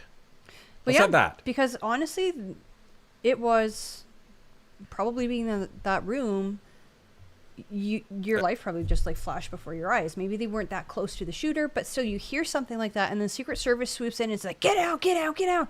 It's like, that's got to be horrifying. When they come and take the president away, you're like, nobody's coming to take me away. I feel very vulnerable right now, right? So everything becomes very real, very fast. Yeah, and your adrenaline kicks in, and you just kind of go into fight or flight mode. Yeah. So for people to say things like that about the people in that room are just horrific. And that's why we try on the channel not to dehumanize people who don't vote the same way that we do, or to like the Liberal MPs and stuff, because we don't agree with their stuff, like their politics and their policies and the way they're behaving, but they're still human beings. Well, we'll professionally sometimes not so professionally criticize the way the Liberal politicians are acting and things like that, but we try to encourage folks not to criticize people for how they vote. That's a different scenario, right? And as we say, every Liberal voter is a potential Conservative voter. Well, maybe not everyone, but I think 80% of them. I think some scrutiny is warranted. Like, Bob, why did you vote that way? Oh, well, because I believe in XYZ Liberal policy. Okay, that's defensible. Let's have a conversation about it. Yeah, right? or if Bob's like, I don't know, I just picked one. Like, then you can scrutinize that, right? Be like, Bob, come over here. I have a channel for you to watch, or two. Doo-doo for $20. The Alto train feels like the monorail episode of The Simpsons. It is. It doesn't feel like it. It is exactly that. Monorail. And Mark Carney, like, he's literally the guy in the top hat. And he's going from different town to different town. First, he was in Canada as governor of Bank of England. Then he went over to England, or Bank of Canada. Then he went over to England, governor there. And then he went to Brookfield. He's the guy. Javongan says, for membership, 21 months. Cute answer, John, but I wish you could have said, we will continue to hold the government accountable even when we end up as a government in power. And I think that's important for the Conservatives to let people know that these policies that we are trying to impose against this Liberal government, when we are government, we're going to put them in so that no other government in the future can try to weasel their way out of this. Yep. And we are talking the talk, but we will also walk the walk. Yeah, 100%. We will hold ourselves to account.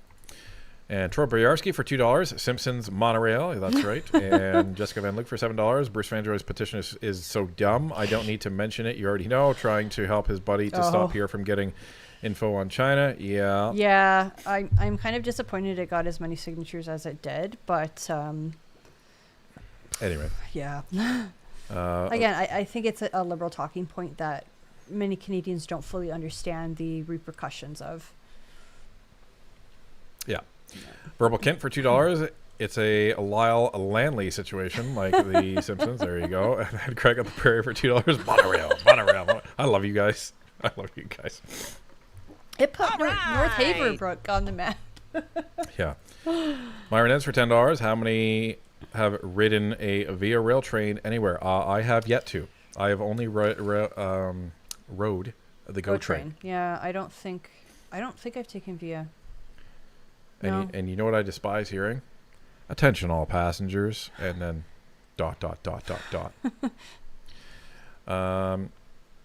The whole train rocks and rolls based on our different topography, different soils, and so on. I don't think we need one that can go that fast. And Lazarus for $10. A few years. I really don't think this government is going to last 2 years. They're already getting way too cocky and snobby. They're going to overstep and end up getting ran out of the country. I don't disagree. Could be. I think that is a likely scenario. Anubis Hades for $5. Use AI to have Broussard say, "Just do your quack quack job." I'll just edit that in.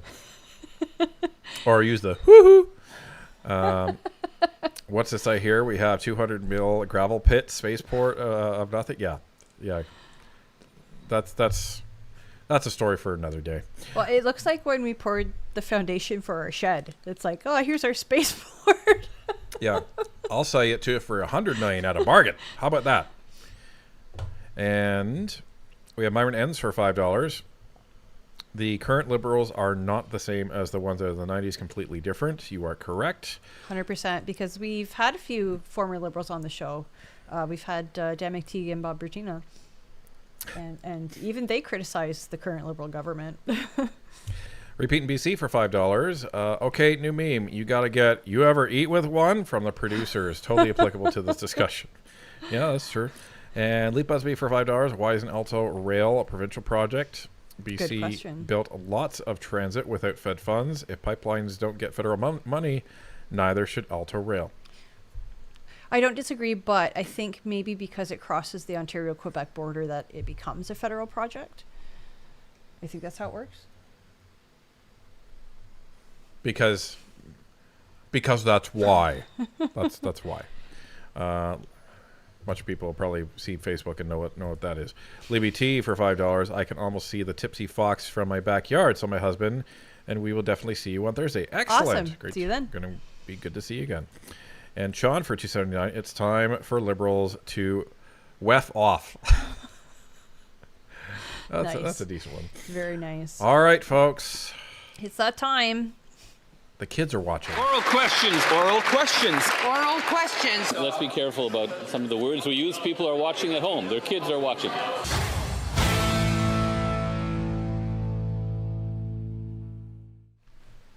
All right, is MP question period time. And because we didn't do it last week, we're going to extend it this week. If you have questions that you want to ask, please tag at Barnaby from Northern Perspective with your questions.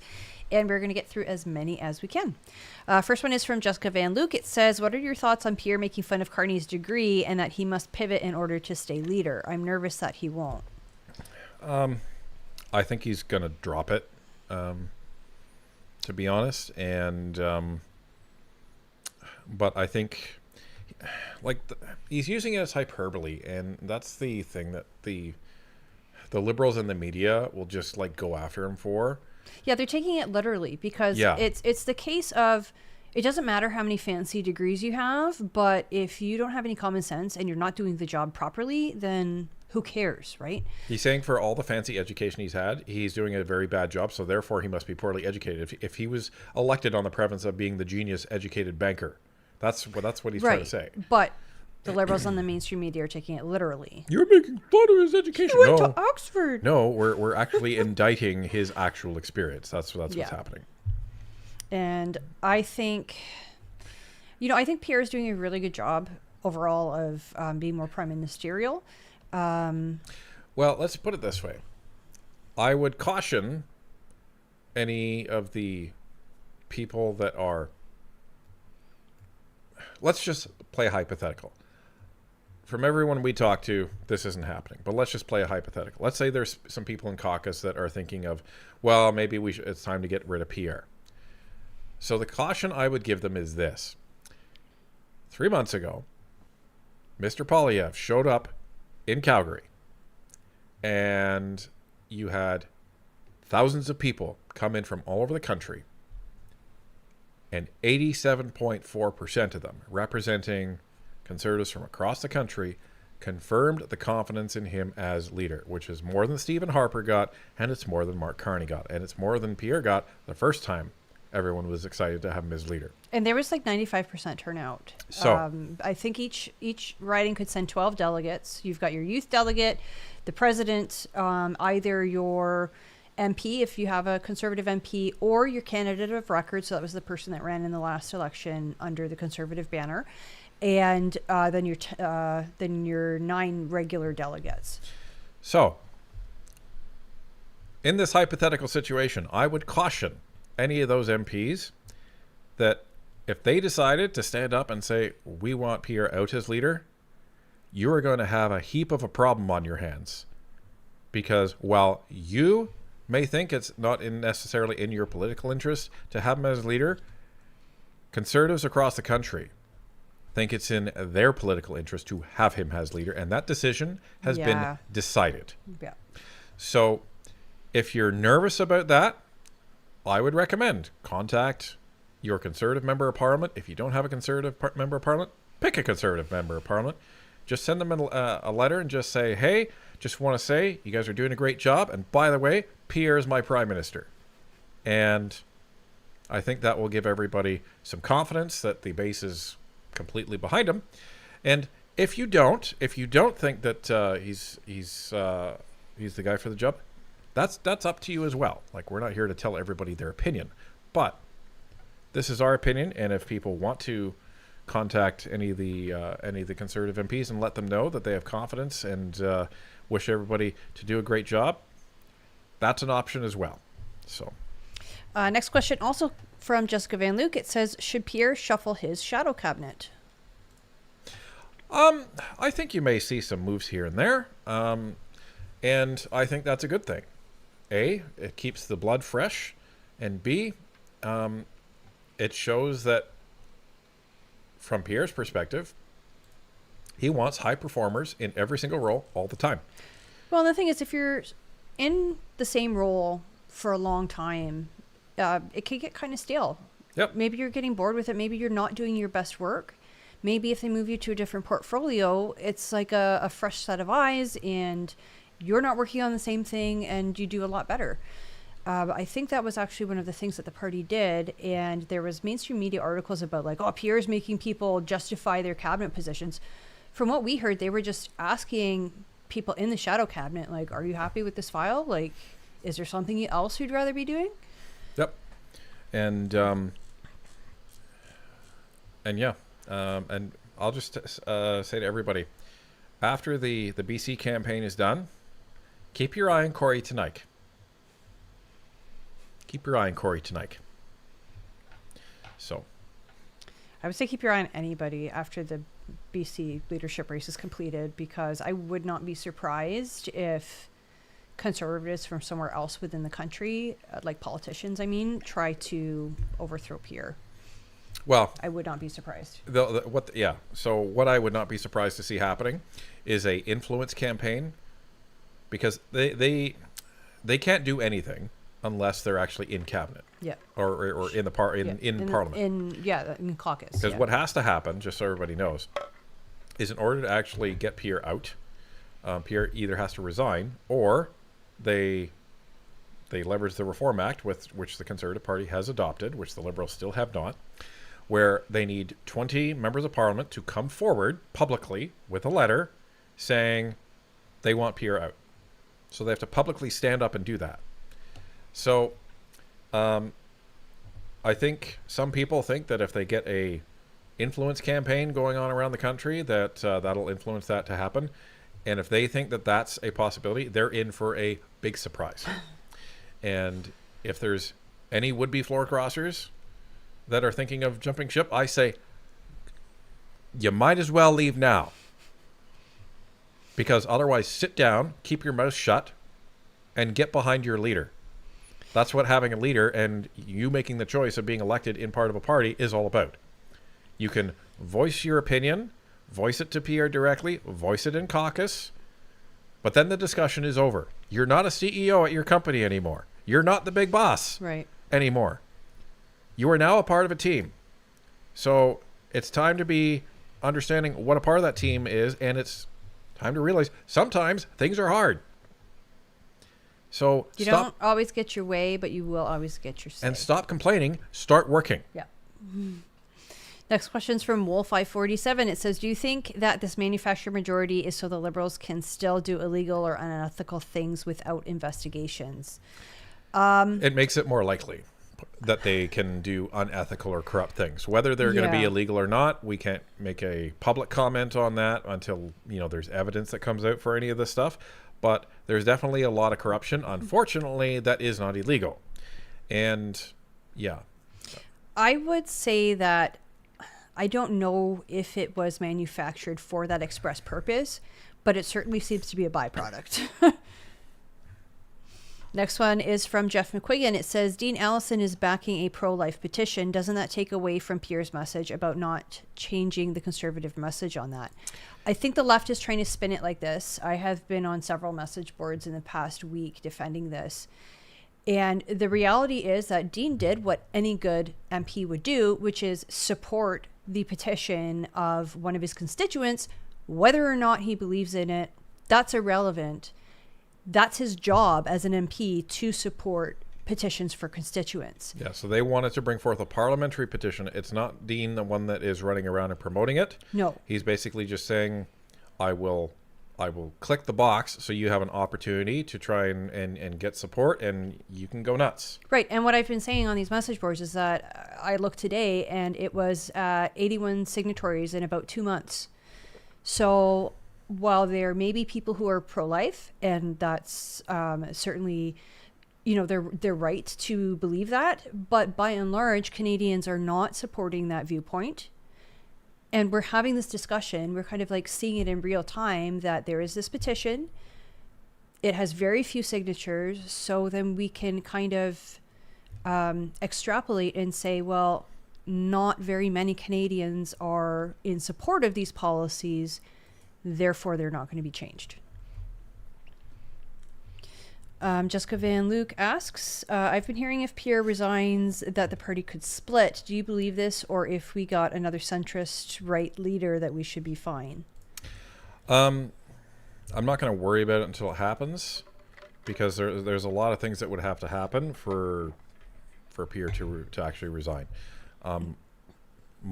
If I'm a betting person, what I'd be betting on is it doesn't make sense to change the leader right now, because if Pierre stepped down right now, here's what would happen. Mark Carney would call an election immediately. Yeah. That's what would happen. Yeah, so he could get a real majority. Yeah. So right. That's what would happen. And so what makes the most sense is you let Pierre go through the next election, and that's actually a good thing, because even if you're somewhat of a pessimist, you have to acknowledge that Pierre also knows that he has one more shot. So he's going to be throwing everything he possibly can and doing everything he possibly can, which is also potentially, you know, using strategies that people had suggested before, and maybe now he's actually going to try, because he needs to make sure that he wins the next election. Otherwise, he knows he will need to resign. At the end of the next election, if the Conservatives don't win, Pierre will resign by himself. Yes, most likely. That's kind of the natural way of things, I would think. Yeah. Yeah. So I think it's actually in the Conservative Party's best interest, whether they think Pierre is the best guy right now or not. It is what it is. Plus, there's no successor. That's the other thing. There is no person who everyone's looking to and be like, wow, he would be amazing. Or there is nobody. Yeah, or she. Doesn't matter. There is nobody. And honestly, talking to folks in the shadow cabinet and stuff, they want to support Pierre as leader. I don't get the sense from any of them that they're like going to usurp him. And again, remember, the actual polls, the Liberals are only ahead by around 6 if you look at the real numbers, according to Abacus. Well, Abacus released one recently within the last few days that said they were ahead by 9, and Abacus is adjusting their numbers. So there you go. But we've got 3 years to really change people's minds. Let's see what happens after the quote-unquote Kuzma deal, and let's see those polls now. This is from Craftwork0243. It says, is it true that Gladu constituents are working on a lawsuit against her? So I had actually we had addressed this a little bit earlier in the stream, but we had seen a website where people were kind of like signing up for updates. Sorry. It was like, I can't remember what it was, but it was something like SueGladu.com or something like that. So, but our advice is kind of like they've stated they don't have an attorney at the moment, and also it doesn't state who's running the website, and they're asking you for personal information, even if it's just an email address and a name. I don't recall exactly what it was, but you know, who are you giving that information to? So that's why we haven't been promoting it or anything like that, just because we're not sure at this point, right? Yep. Like, it could be totally innocent, but we always validate everything. So. Yeah, we always try to err on the side of caution. We're not saying it is sketchy, so no. We just want to make sure that that's clear. But I'm just saying, until we validate it, we don't promote it. So. Yeah, until that we don't know becomes an okay, we definitely know where this is going and it's okay, then we were not going to promote it. Yeah. Joey Prefontaine asks, I followed NP Wisdom and signed up for a membership for the BC Conservative leadership race. Oh, there you go. Thank you for your suggestions. I wouldn't have done it without being here. Awesome. Thank you. That's fantastic. We love hearing that you know, you guys helped me get involved in my provincial party or the federal party or whatever it happens to be. I think if Canadians got more involved in politics, then we would have a better government overall. and you know, for the sake of folks out in BC, I think you guys have a real shot of pushing a conservative government over the finish line. Just make sure you hold their feet to the fire and make sure they do what you want them to do. Irish Mist asks, has there been any word from the Waterloo Regional Police since the rally? Because they were for the gun. I know. That's why I was wondering if you heard anything. I haven't. So I haven't, but here's how I think it'll go. Even if we don't hear anything, I think what will happen is that even though the uppers, like the police chief and those folks are saying, oh yeah, you know, we're going to support the gun buyback, I don't think there's any chance that the actual officers are going to be supporting the gun buyback. Kind of like what we heard from the RCMP whistleblower. I don't think the RCMP officers are going to be like, yeah, okay, sure. I'll go and talk to Bob and get his guns. Yeah, no problem. Yeah. Well, because, again, imagine you're a police officer and you're approaching someone's home and you know they've got guns in there because your job is to take them away. And you're like, if I knock on that door, am I going to wind up in a coffin? No idea, right? Well, but even more over and above that, I'm going to be going and talking to a law-abiding citizen and wasting a whole bunch of time. Meanwhile, there's probably a meth guy going after somebody with a knife downtown, and I want to be there instead to stop him. Like, that's what these police officers are looking at this as. Yeah, and I want to kind of clarify my hypothetical scenario. I'm not saying that registered gun owners are going to be killing police officers or anything like that. It's just... again, we have a friend who's a police officer, and he kind of thinks of situations a lot differently than we might because he sees all the potential dangers. Not that, you know, you knock on somebody's door and you're like, hey, I'm here for your firearm, and maybe they just close the door and lock it. Like, you know, that's best case scenario. But absolute worst case scenario is you could end up injured or worse. And I think a lot of police officers would not even want to put themselves in a situation where that could be a result. Not saying that it will be a result, but that it's a possibility. Next. Next is from Wolf547. It says, do you think when Rosemary Barton and David Cochran's contracts come up, they will be extended, or is there too much damage done? I don't know. Well, see, the issue is I don't think it's a Rosemary and David problem. I think it's management. And yeah, it's institutional and it's an internal management problem. And we found that in those documents that we recovered. Correct. So remember,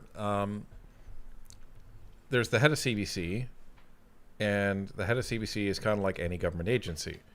The head, which is the president, is always appointed by the government. Okay, fine. But everybody else, they're hired. So they've been there for who knows how long.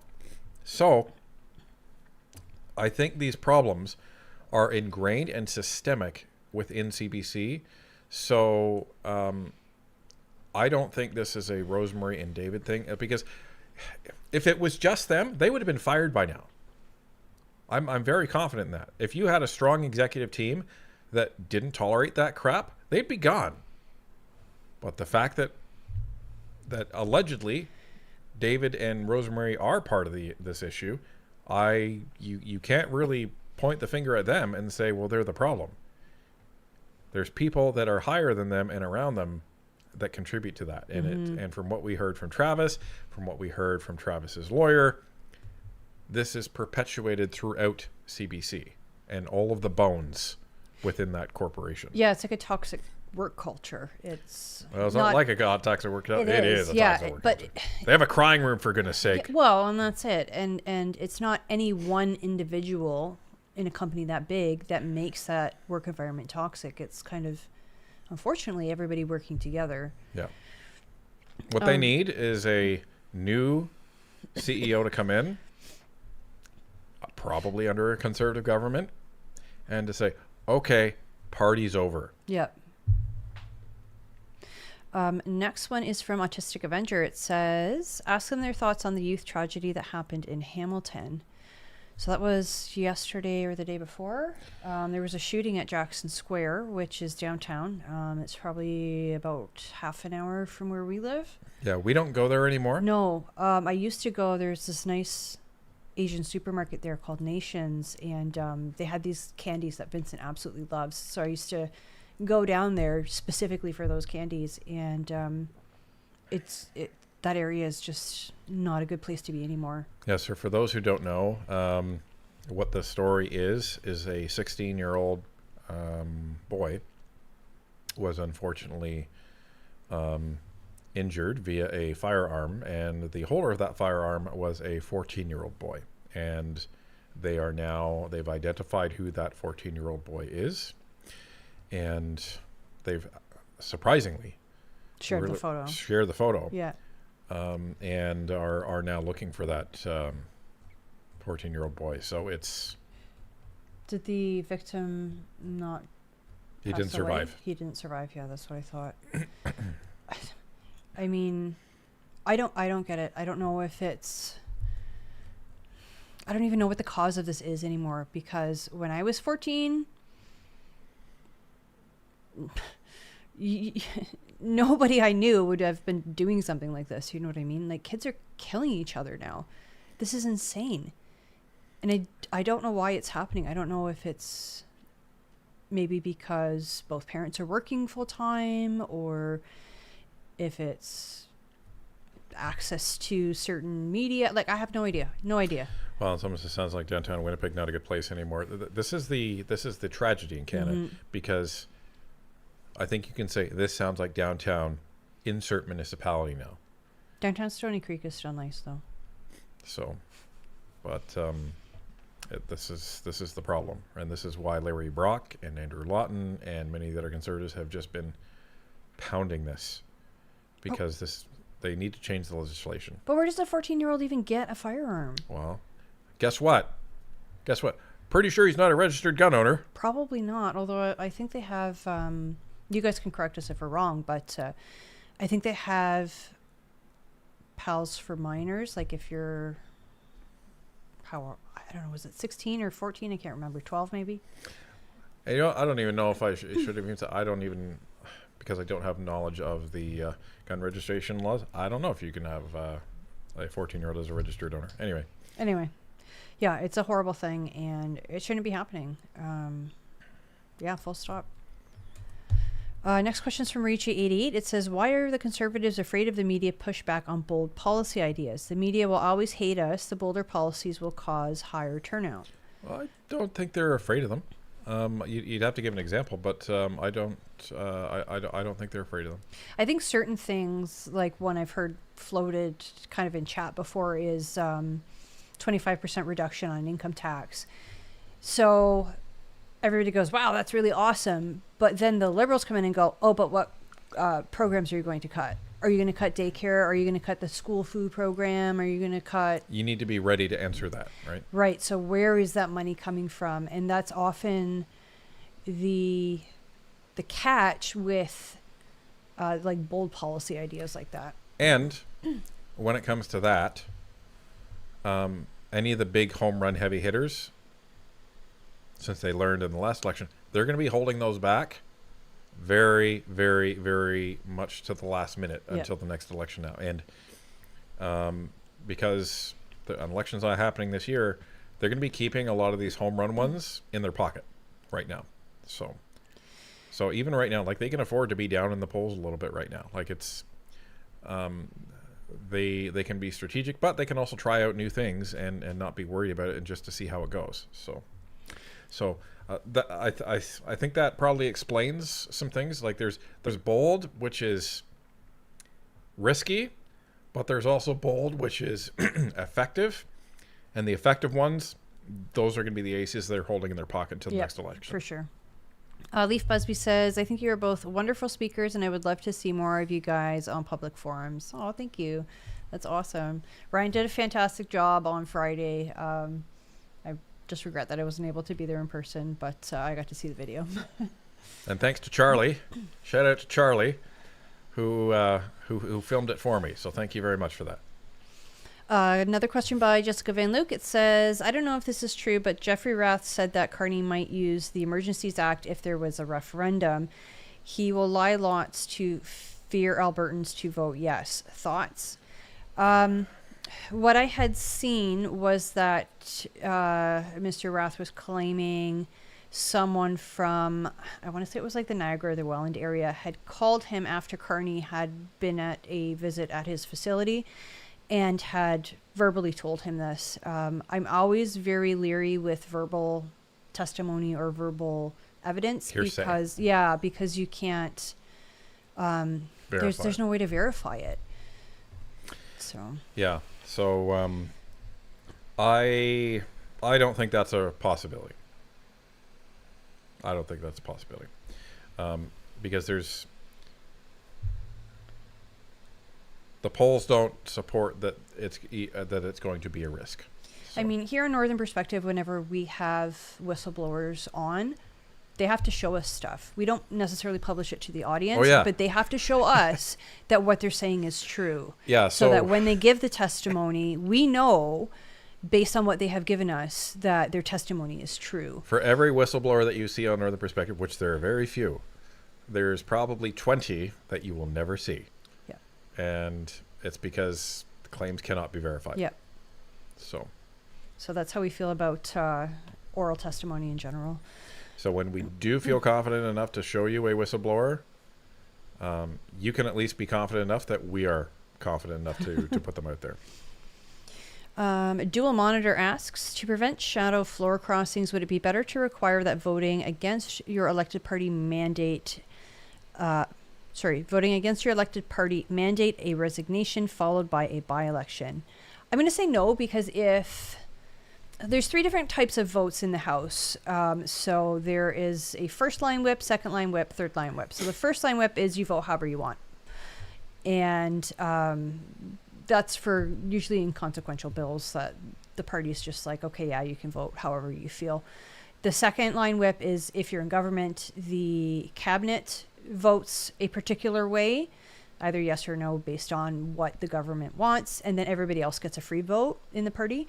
And then the third line whip is when everybody votes the exact same way that the party wants you to vote. Even if you disagree with it. So there are instances where maybe an MP votes against it and they are punished by doing things like they get extra house duty, which means you have to be there in the House of Commons, say on like a Friday night until 6 o'clock. And that's a punishment because a lot of MPs go home early on Fridays. They get back to their constituencies. They're taking flights. They're driving home so they can serve their constituents. But they get like these punishments to kind of keep them in line almost and make sure that they vote the way the party wants them to vote when it is a 3-line whip.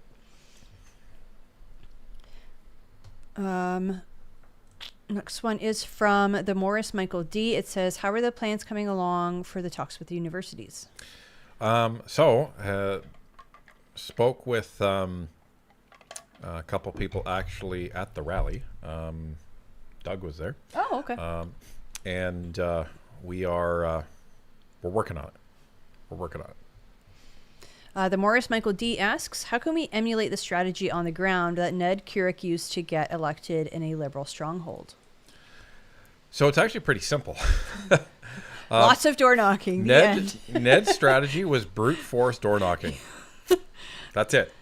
So they did the whole riding twice. So Ned and I actually attended a meeting a couple months ago with a small group of folks in another riding, and they were saying, so we're thinking about holding events, and we're thinking about this and doing a barbecue and everything like this, and Ed was like, listen, all that's great, but get out and start door knocking. That's it. Get out and start door knocking. Even if you have 2 people, get out and start door knocking. And as you door knock, you'll have conversations with people, and you'll see what people are like, and people may become interested, and then maybe you get another person to come out, and then you get another person to come out, and then once you get enough people, then maybe it's worth actually having a barbecue, and then maybe it's worth actually having an event. So You know, Door knocking. there's folks out there that may talk down door knocking, but It's highly effective. Statistics have shown that it can increase the vote by between 10 and 15%. Especially in urban areas, Right. which Hamilton is. So, door knock. I would say one criticism that I have, though, is that I think the Conservative Party needs better technology for door knocking. Because when you go door knocking, they ask you to download this app on your phone, and it's supposed to plan out your route for you, and you're supposed to be able to, like, put comments and say, like, okay, yes, this person's going to vote Conservative, this person's undecided, blah, blah, blah. But it's not the greatest. Well, the one minor correction I'll make it doesn't plan out your route for you. So then who's planning the routes? That's the EDAs. So that's No, but that one when we went door knocking in Kitchener, was it? That the program did it? No. No? It's they have to input where you go. So I've made some suggestions to the party as an IT guy. Running teams that built apps, that ran databases, that have system integration projects. Spend some money on an app and spend some money on some AI and spend some money. It would not surprise me if the Liberals were doing it. So don't let data be the death of a vote. So. That Real OG asks, or says rather, hey guys, when you come out to Calgary, I hope you guys can make it to Banff. It is so amazing, and I'm sure Vincent will love nature and all the animals. We have so Banff is on the list. It is, yes. My mom keeps saying, we got to go to Banff, we got to go to Banff. We are intending on finding a day to drive out to Banff. So we have heard that exact feedback, and even though I'm afraid of heights, I'm pretty sure I'll be fine because I'll be on the ground. Well, we're going to go back up the tower and have breakfast again. Maybe not. Maybe you and my mom can stay on the ground and Vincent and I will go. It'll be a pain in the butt during the stampede. So, this is from Dwarf Kingling 2660. It says, for question period, can government use legislation to imprison/punish their political opponents? What laws prevent such corruption, and can the government repeal them? So the government can repeal pretty much any law that is put in. And I want to say that I don't think that they could create a law that would imprison their political opponents. The Senate wouldn't pass that. The Senate would stop it because it is against charter rights. Yeah, so the Senate wouldn't, they would just be, the Senate wouldn't even look at it. Like, it'll just sit in the Senate and die. Jessica Van Luke says, or asks rather, sorry, do you think when you hear progressives say that Polyev will never win because Harper's the chairman of the IDU, they say he needs to resign from the IDU? I think... If that's the reason you're voting or not voting for somebody, I have no idea what's wrong with you. I think progressives will say a lot of things that are not necessarily true about our party. Yeah, so put it this way. Progressives are very concerned about who's leading our party right now. And it wouldn't matter who is leading the party. I think they would rather a person who's not leading the party that may be on a certain committee right now to be leading the party right now. Why? Because they know that the Conservatives would never win the next election.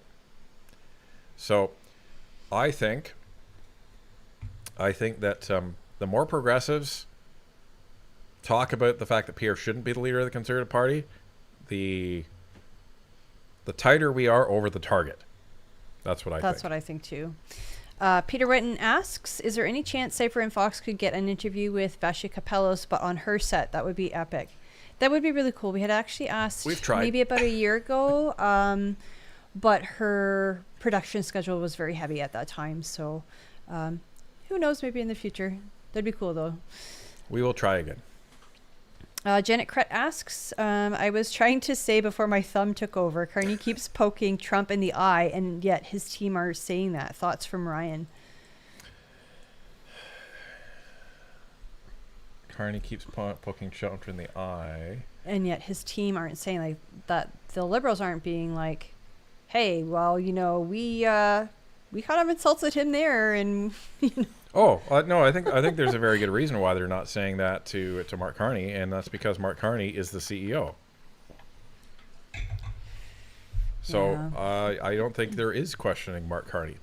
I think the only people that talk to Carney are probably Katie Telford and Gerald Butts and those folks. So when it comes to that, I think the eye pokes are intentional because it riles Trump up, makes him say something about Canada, and then Carney can say, see, look, the United States is coming after us. And that has been the Liberal playbook this whole time. I think they were thrilled when Donald Trump came back to office because they got to run this fear campaign. I think they're terrified when he's leaving office. I think that's which what is they're going really to be terrified. Before the end of this Liberal term. Yeah, now it's like that two it's and a a majority. 2.5 years or Yeah. something like that. So that'll be interesting.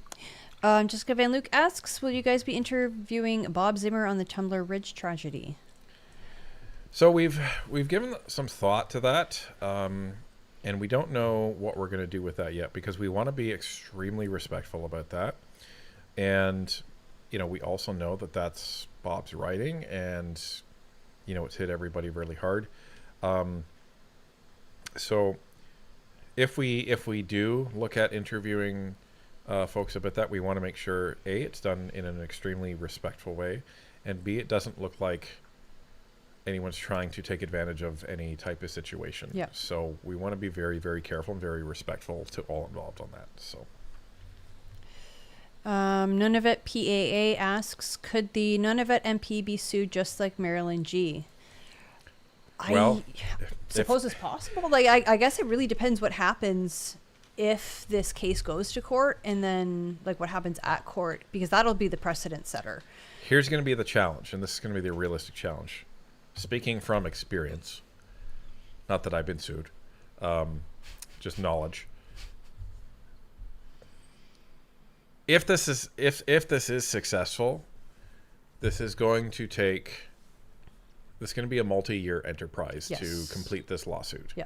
So, especially if it goes to a full trial. Yeah.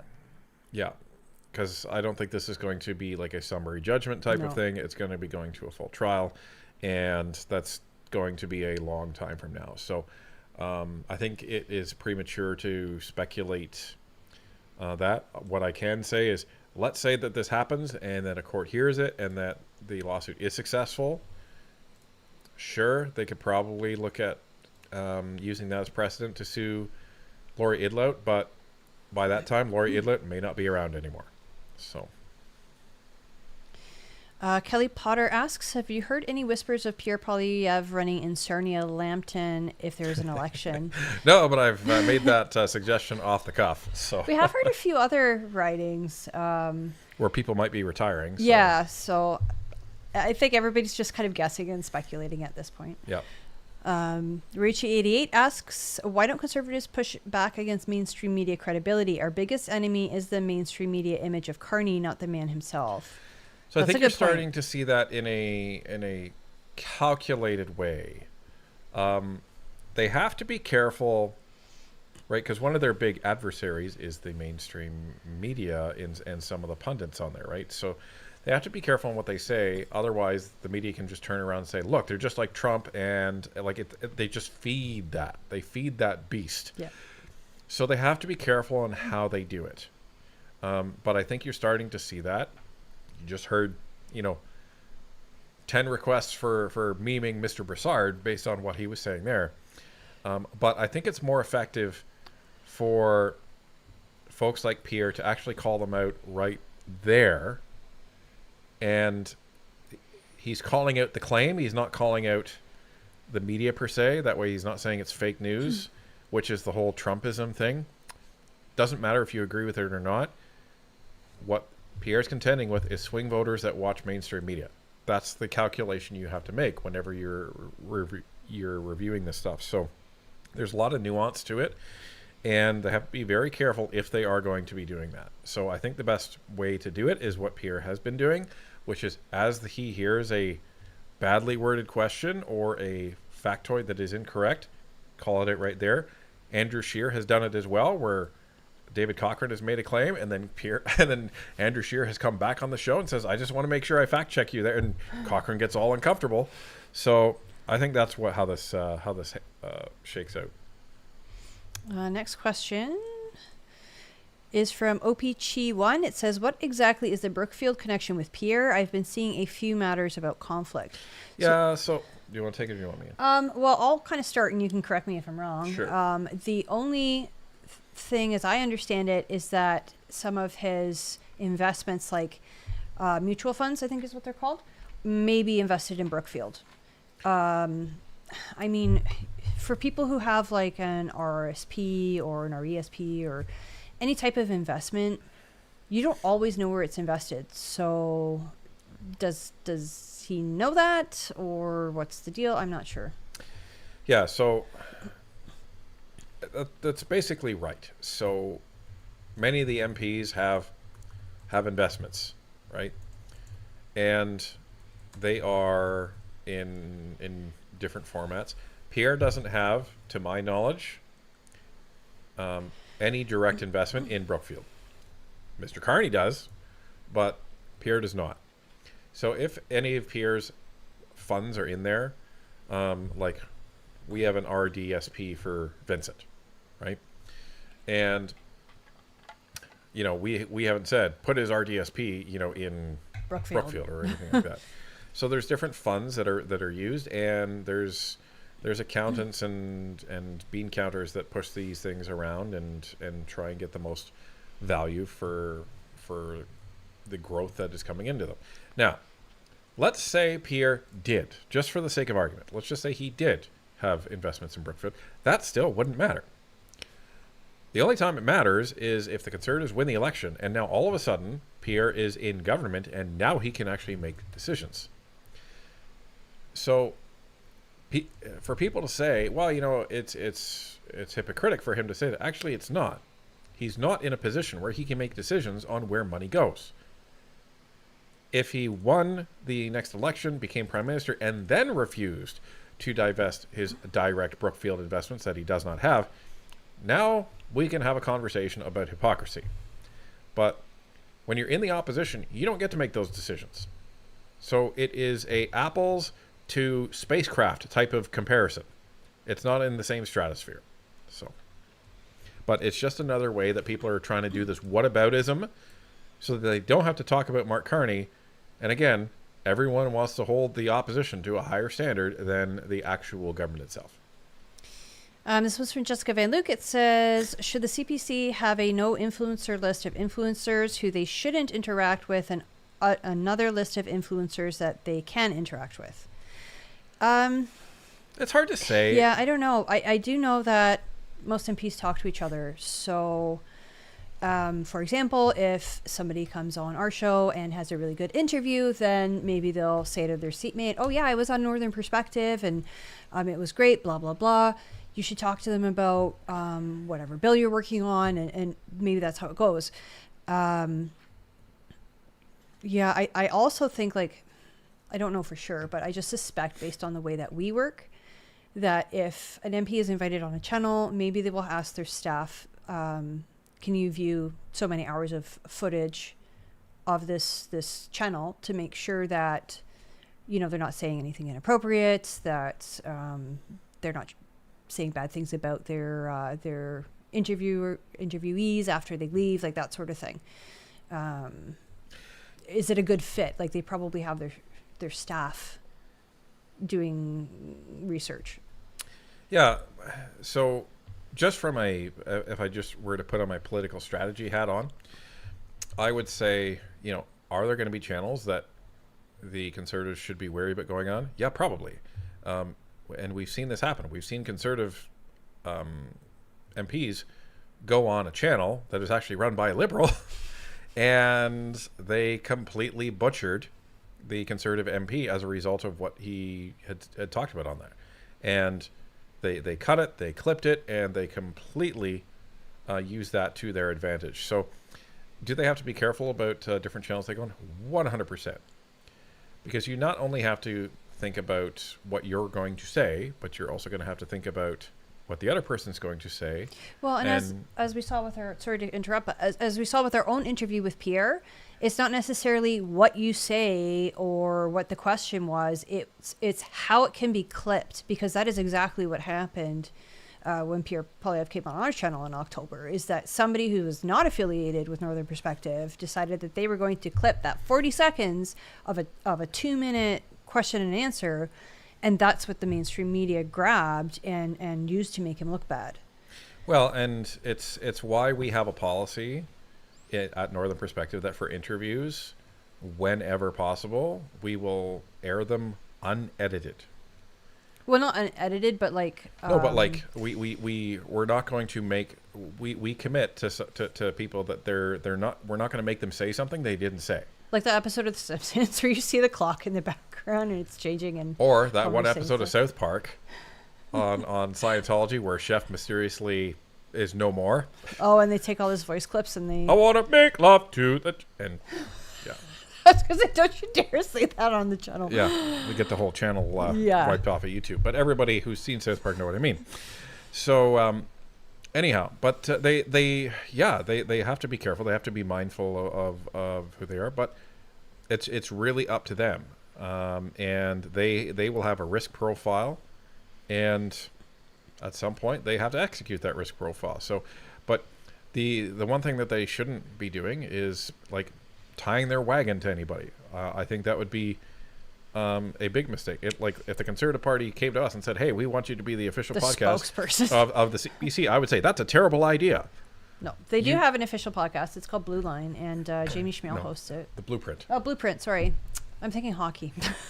So how is the hockey going, by the way? Well, I didn't see any cheering. Oh. So Montreal lost. Yes, 3-2. Edmonton is winning 2-1 though, so that's there good. You go. Moving on.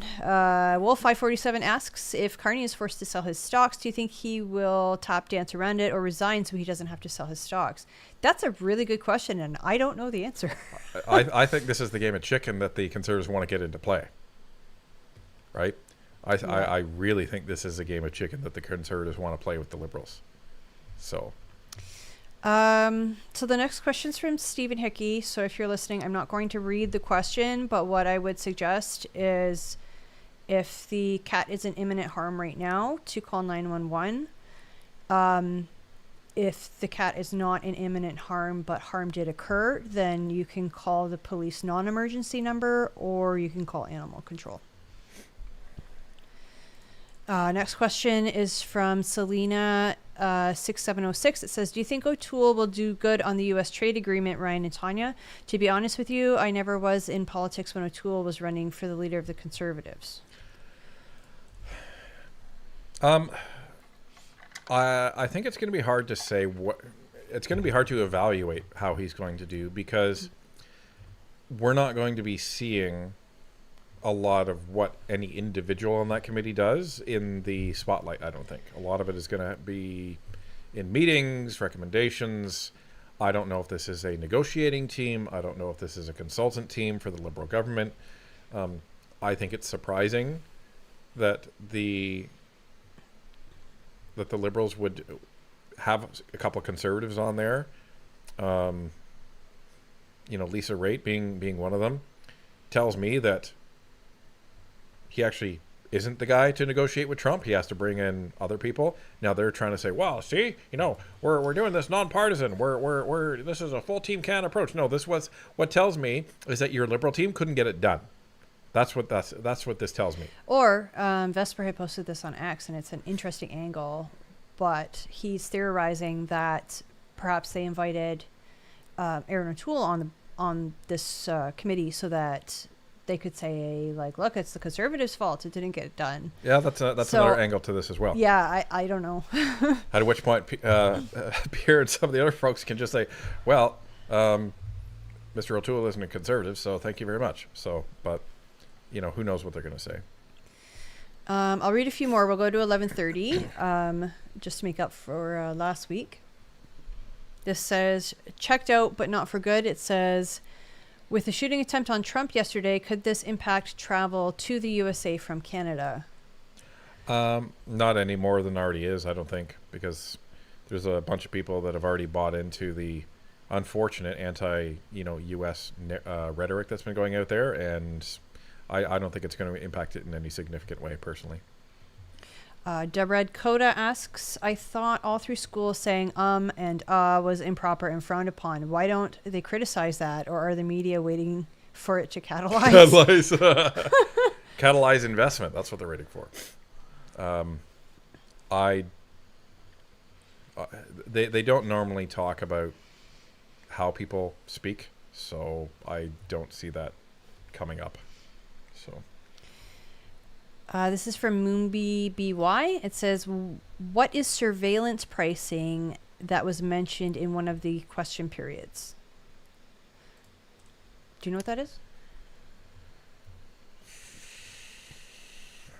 The only surveillance that I'm aware of was initially in C2. That was canceled. C12 is the new C2, and they took a lot of stuff out, so I'm not familiar, so I couldn't say. Yeah, unfortunately, I don't know what that is. I'm sorry. Rhonda D asks, at our AGM in Manitoba, someone wore an MP hat. Awesome. Thank you to whoever that was. FYI, MLA guest suggested MPs and Pierre stop saying fight the Liberals, sit back and let them self-destruct. No one else agreed. I can kind of see both sides, because like fight is kind of aggressive, but I feel like at this point in our country's history, we do need to fight, and we need to be a little bit aggressive, not physically, but we do need to be a little bit aggressive in order to get our country back. And Carney has used the word fight as well, so it would be kind of difficult for them to move away from that. But the one thing that Pierre needs to do is he needs to continue to be who he is. Right? That's the number one thing that he needs to be able to do, because if he's not going to be who he is, he's going to resign. And that's the number one thing that we've learned on this channel is authenticity. People sniff out fakeness a mile away, and it's the one thing that we've learned to do is just to be ourselves. And it's funny because some of the people that we know in real life, they say, you guys are the same on camera as you are off camera. We're like, well, yeah. I only know how to be me. Yeah. But I think Pierre is authentic and he is himself. It's just, it depends on the setting. Like if he needs to be a bulldog in the House to go after the Liberals, then that's authentic. Well, if he needs to kind of tone it down and be more prime ministerial when he's talking to media, then that's what he's going to do. Like even when he's off camera, he's just like a great guy to chat with. He actually cares about things. Like he remembered that Vincent's autistic and that Vincent goes to therapy, and he was asking how that was going and stuff. He remembered how I got my hat. Right. But the other thing is like when I would go into the office, I would go into work mode. I would have this mentality, and I think Tanya saw it for the first time in COVID when I was working from home. And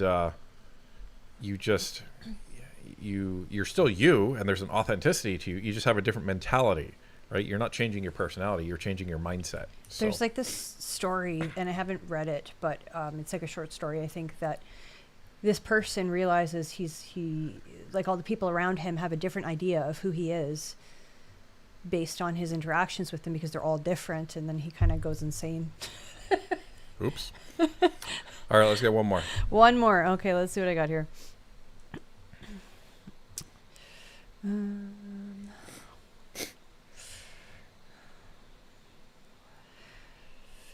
This one's a good one. From Darren W. It says, what can be said to us Westerners to convince us our votes actually mean something? I would say many things, because not all of the West has liberal or conservative seats. So that's number one. So there's seats in Manitoba, there's seats in there's at least one seat in Alberta, and there's a bunch of seats in BC that are not blue. So that's number one. And number two, if you don't vote, then you're not going to get the result that you want. I understand the framing where as they're calculating the election results and just the number of seats as they accumulate, and then it feels like as it comes to the GTA or across Quebec, and then it feels like the election's decided. I get that. But you can frame it the other way, where the East would have the same thought if they started counting votes that came in from the West, and then the election was decided, when they got to the GTA, and then everybody in the East would feel the same way. So it just depends on how you look at it. But everyone needs to vote, and everyone needs to encourage other people to vote. And being an active voter doesn't just mean voting at the ballot box. It means participating in discussions online. It means participating in social media, because you may be in the West and you may be voting blue. That doesn't mean that you can't have a positive influence on people in other provinces to vote blue as well. So that's what I would say is your vote matters, but being an active voter also matters. Yeah, I would agree with that. I mean, when we were at convention, we had Canadians from all across the country coming up to us and saying, I'm here because of you. And that was just so amazing. People were saying, like, I never cared about politics before, and I started watching your show, and I'm here as a delegate. And now they're junkies. Yeah, because I want to be involved. I want to stand up for my country. And that's just incredible. And the other thing I would say is voting means something, because I really do believe, and this might be a little bit conspiracy theory-ish, but I believe that the Liberals are trying to beat us down right now, and they're trying to disenfranchise us. Well, John Brassard said the same thing. Yeah, and they are trying to make it so we don't vote, because what's going to be easier? If you have some really hardcore conservative voters like us, for example, is it going to be easier to convince us to vote Liberal, or is it going to be easier to convince us not to vote at all? And it's definitely, unfortunately, the second thing. So, there we go. Alrighty. Okay. Let's get back. Back again. Okay, to Dalek. Doctor Who reference. Member for 9 months. We can look to the UK to see how Starmer is embroiled in ever-increasing scandals. Even his own caucus is losing confidence. Carney is at risk of that, 100%. Same thing happened to Justin Trudeau, folks. So,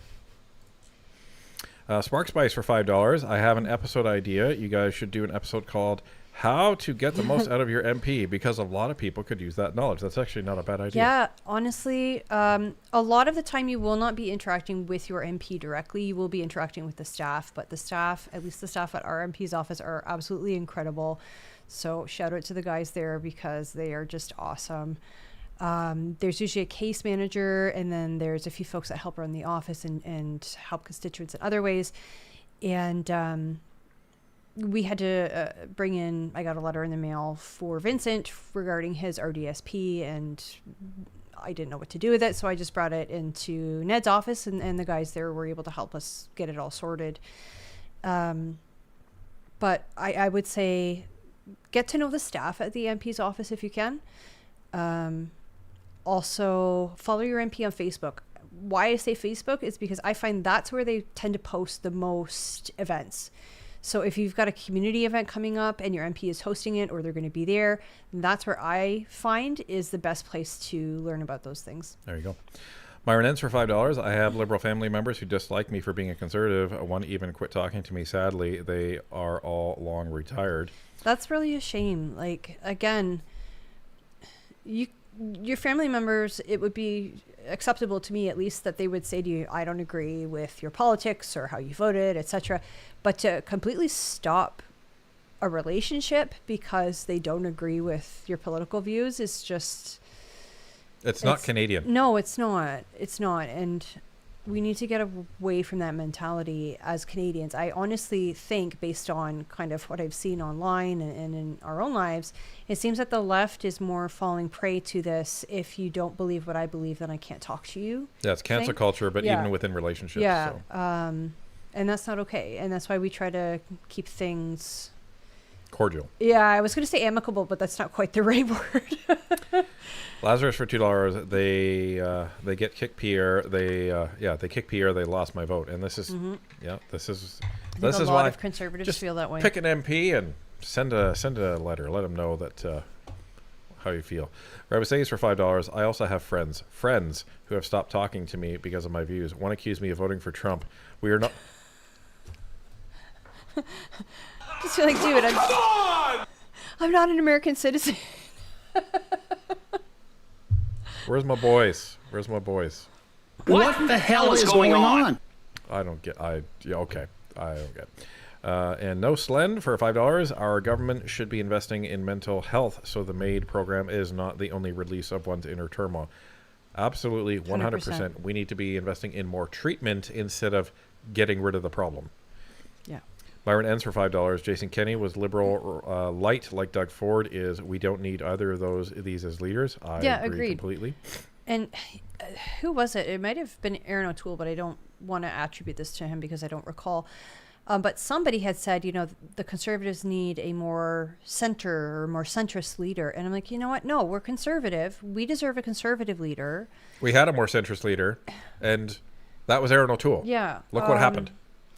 There's nothing wrong with having conservative viewpoints. What the party needs to focus on is how to make those viewpoints attractive to the general population and how to convince them that, your life's going to be a lot better. Maybe you won't have, say, the daycare or the dental programs. Like, I'm just kind of throwing these out as examples. But maybe you won't have these programs, but you're going to get more money back in taxes. And what you get back in taxes is actually going to be more than what you would have been getting out of those programs because you're not paying all those bureaucrats. Octo-Illuminati for $20. I'm seeing a new girl. She has her views and she has voted. However, she states she wants to stay ignorant to politics. What level of political knowledge should someone like be introduced to, and how should I go about it? So I wouldn't worry about that right now. And the reason why I wouldn't worry about that right now with her is because... Too soon? It's too soon, but also B, I think you want it to come up naturally, and it would only come up naturally when it comes to another election, right? It's the individual's choice whether they want to engage in politics or not. And if they really don't want to engage, pushing them is not going to help, right? So, but the fact that she is saying, I just want to stay ignorant right now, a lot of people on this channel had the same mentality at one point, right? Because they had other things to worry about. So I wouldn't push it. I think a lot of Canadians don't pay much attention when we're outside of an election, and then as soon as one happens, they start paying attention. But one way to sneak it in is don't talk about politics, just talk about... Bless you. Pardon me. Talk about the issues. Be like, oh man, groceries are so high right now. Man, did you hear how much gas went up? Right? That's how you sneak it in.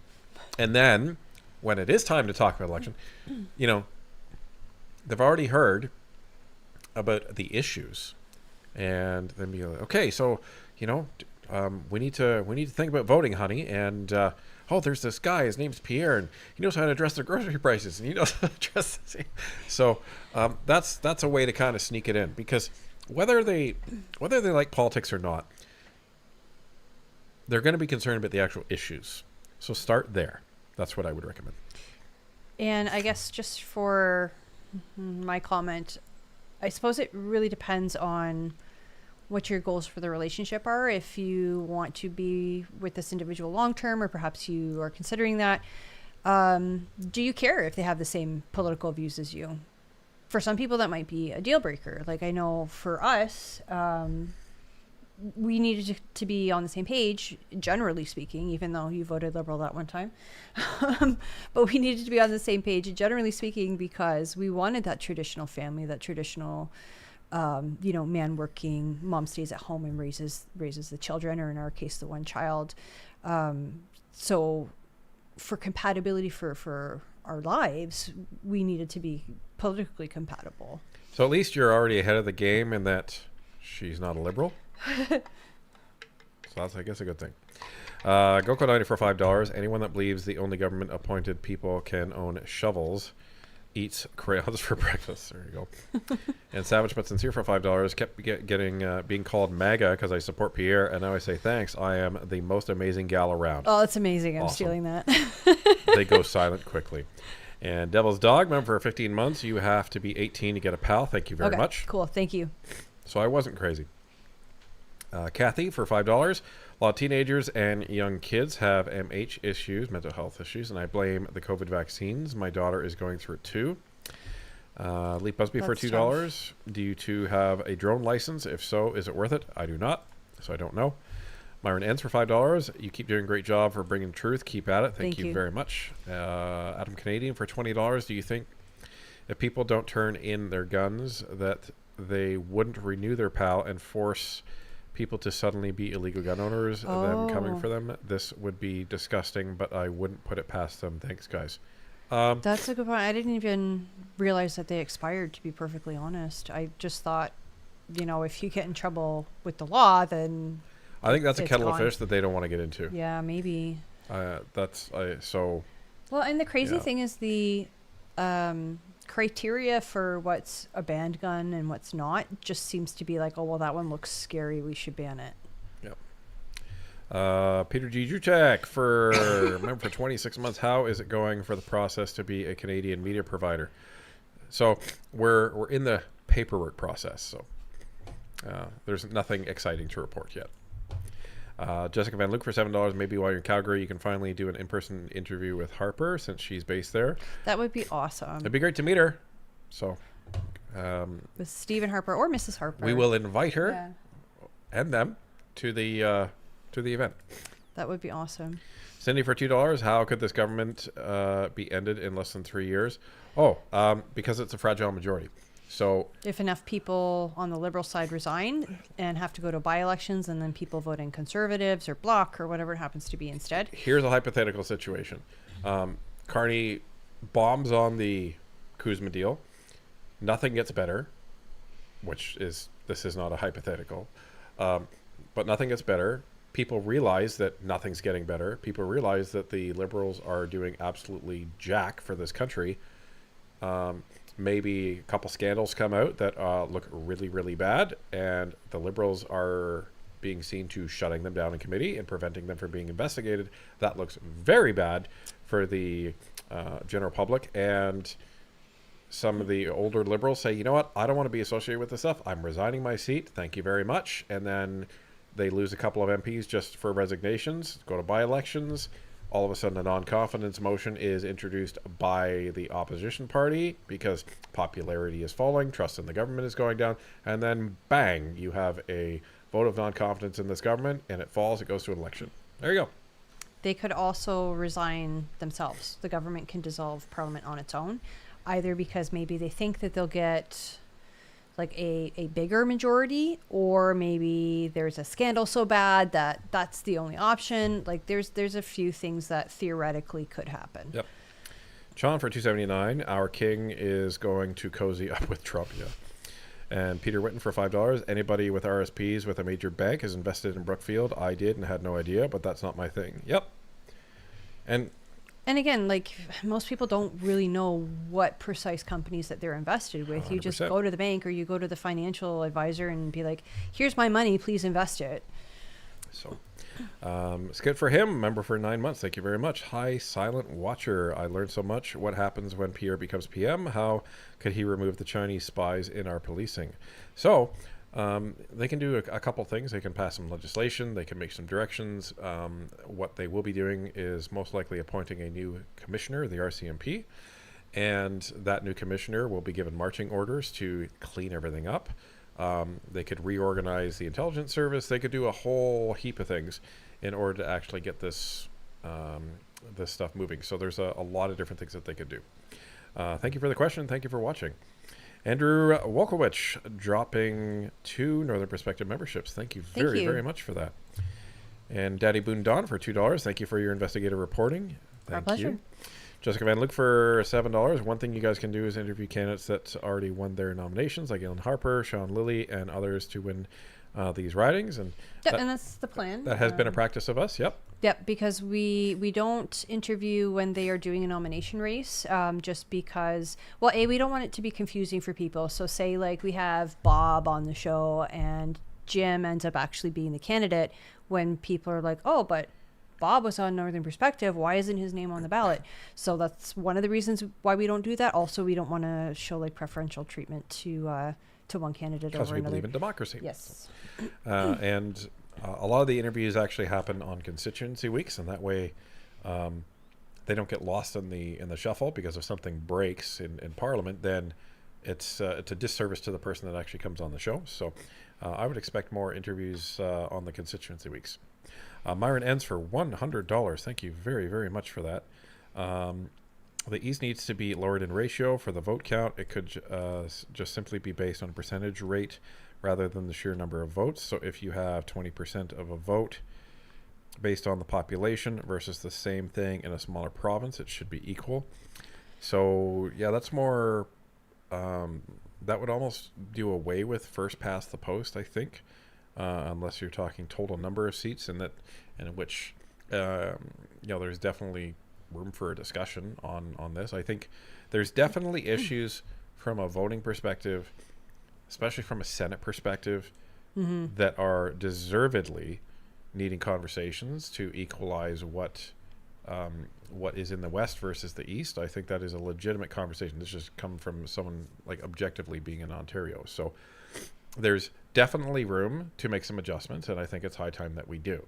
So well, and what I liked, and I don't know how you would implement this in a parliamentary system, but what I liked is when we were voting in the plenary rounds at convention, where you had to have a double majority, that at least half of the provinces had to vote 50% or higher. So it's almost like a primary. Yeah. I thought that was good. Adam Canadian for $5. Libs want you to think like them, or else conservatives want you to think. True story. Great job. And you skipped the one by Rev Mercedes for $5. Surveillance pricing, where chains will change prices on the fly as buying of items ebbs and flows. Websites do it. Tech makes bricks and mortar do it. Yeah. Well, you see that with computer guys, see that all the time. Oh, I've heard it called another thing. What the heck was it? Surge pricing, maybe? I heard that a particular burger chain was talking about doing it, and it was either a hoax or it was just not true, or they decided not to. I can't remember. We have Andrew Wolkowicz for $10. Last election, my uncle, who's 96, called my dad in tears, saying he never thought he'd do it, but he finally voted Conservative because the Liberal Party is insane. Wow. So there is hope. Peter Whitten for $5. Liquidate your Brookfield investments and adopt a dog, or buy a Mercury Grand Marquis. Good night, NP Nation. There you go. And Andrew Olkowicz for $5. Get a silver hat band for the cowboy hat to be and the halo to show you're on the side of the Angels. Upvote and subscribe, everybody. Thank you very much. And Revis A's for $5. In my opinion, the RCMP needs to be much more independent from the government of the day, like the media, but worse, so they can actually investigate corruption. I agree. 100%. I agree. They need to sort something out. So independence is a very big problem in this country, from law enforcement to the media. But there we go. Anyway, folks, that's actually, I'm glad Andrew brought that up. Double check your subscription, because YouTube loves to house clean and remove people from subscribing to the channel. So take a look at that. But I think my sinuses are probably at their wits' end, folks. But any last things that we got to get to? I don't see anything. I will put those petition links in the description of the video so that you will find them right after the stream is off. Anyway, folks, it's been a slice. Thank you very much for another wonderful Sunday evening in politics, and we will see you in the comments. Take care.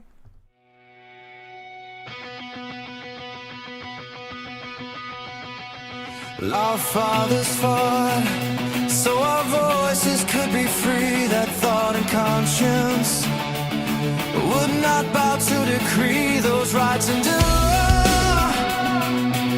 Only if we choose to take a stand without compromising truth. This land is more than headlines, more than noise and rage. We cut through all the chaos line by line, page by page. NP Nation, raise your voice tonight. Every province, every distant sky, we stand for something. We don't step aside. Truth in our hands, hope in our eyes.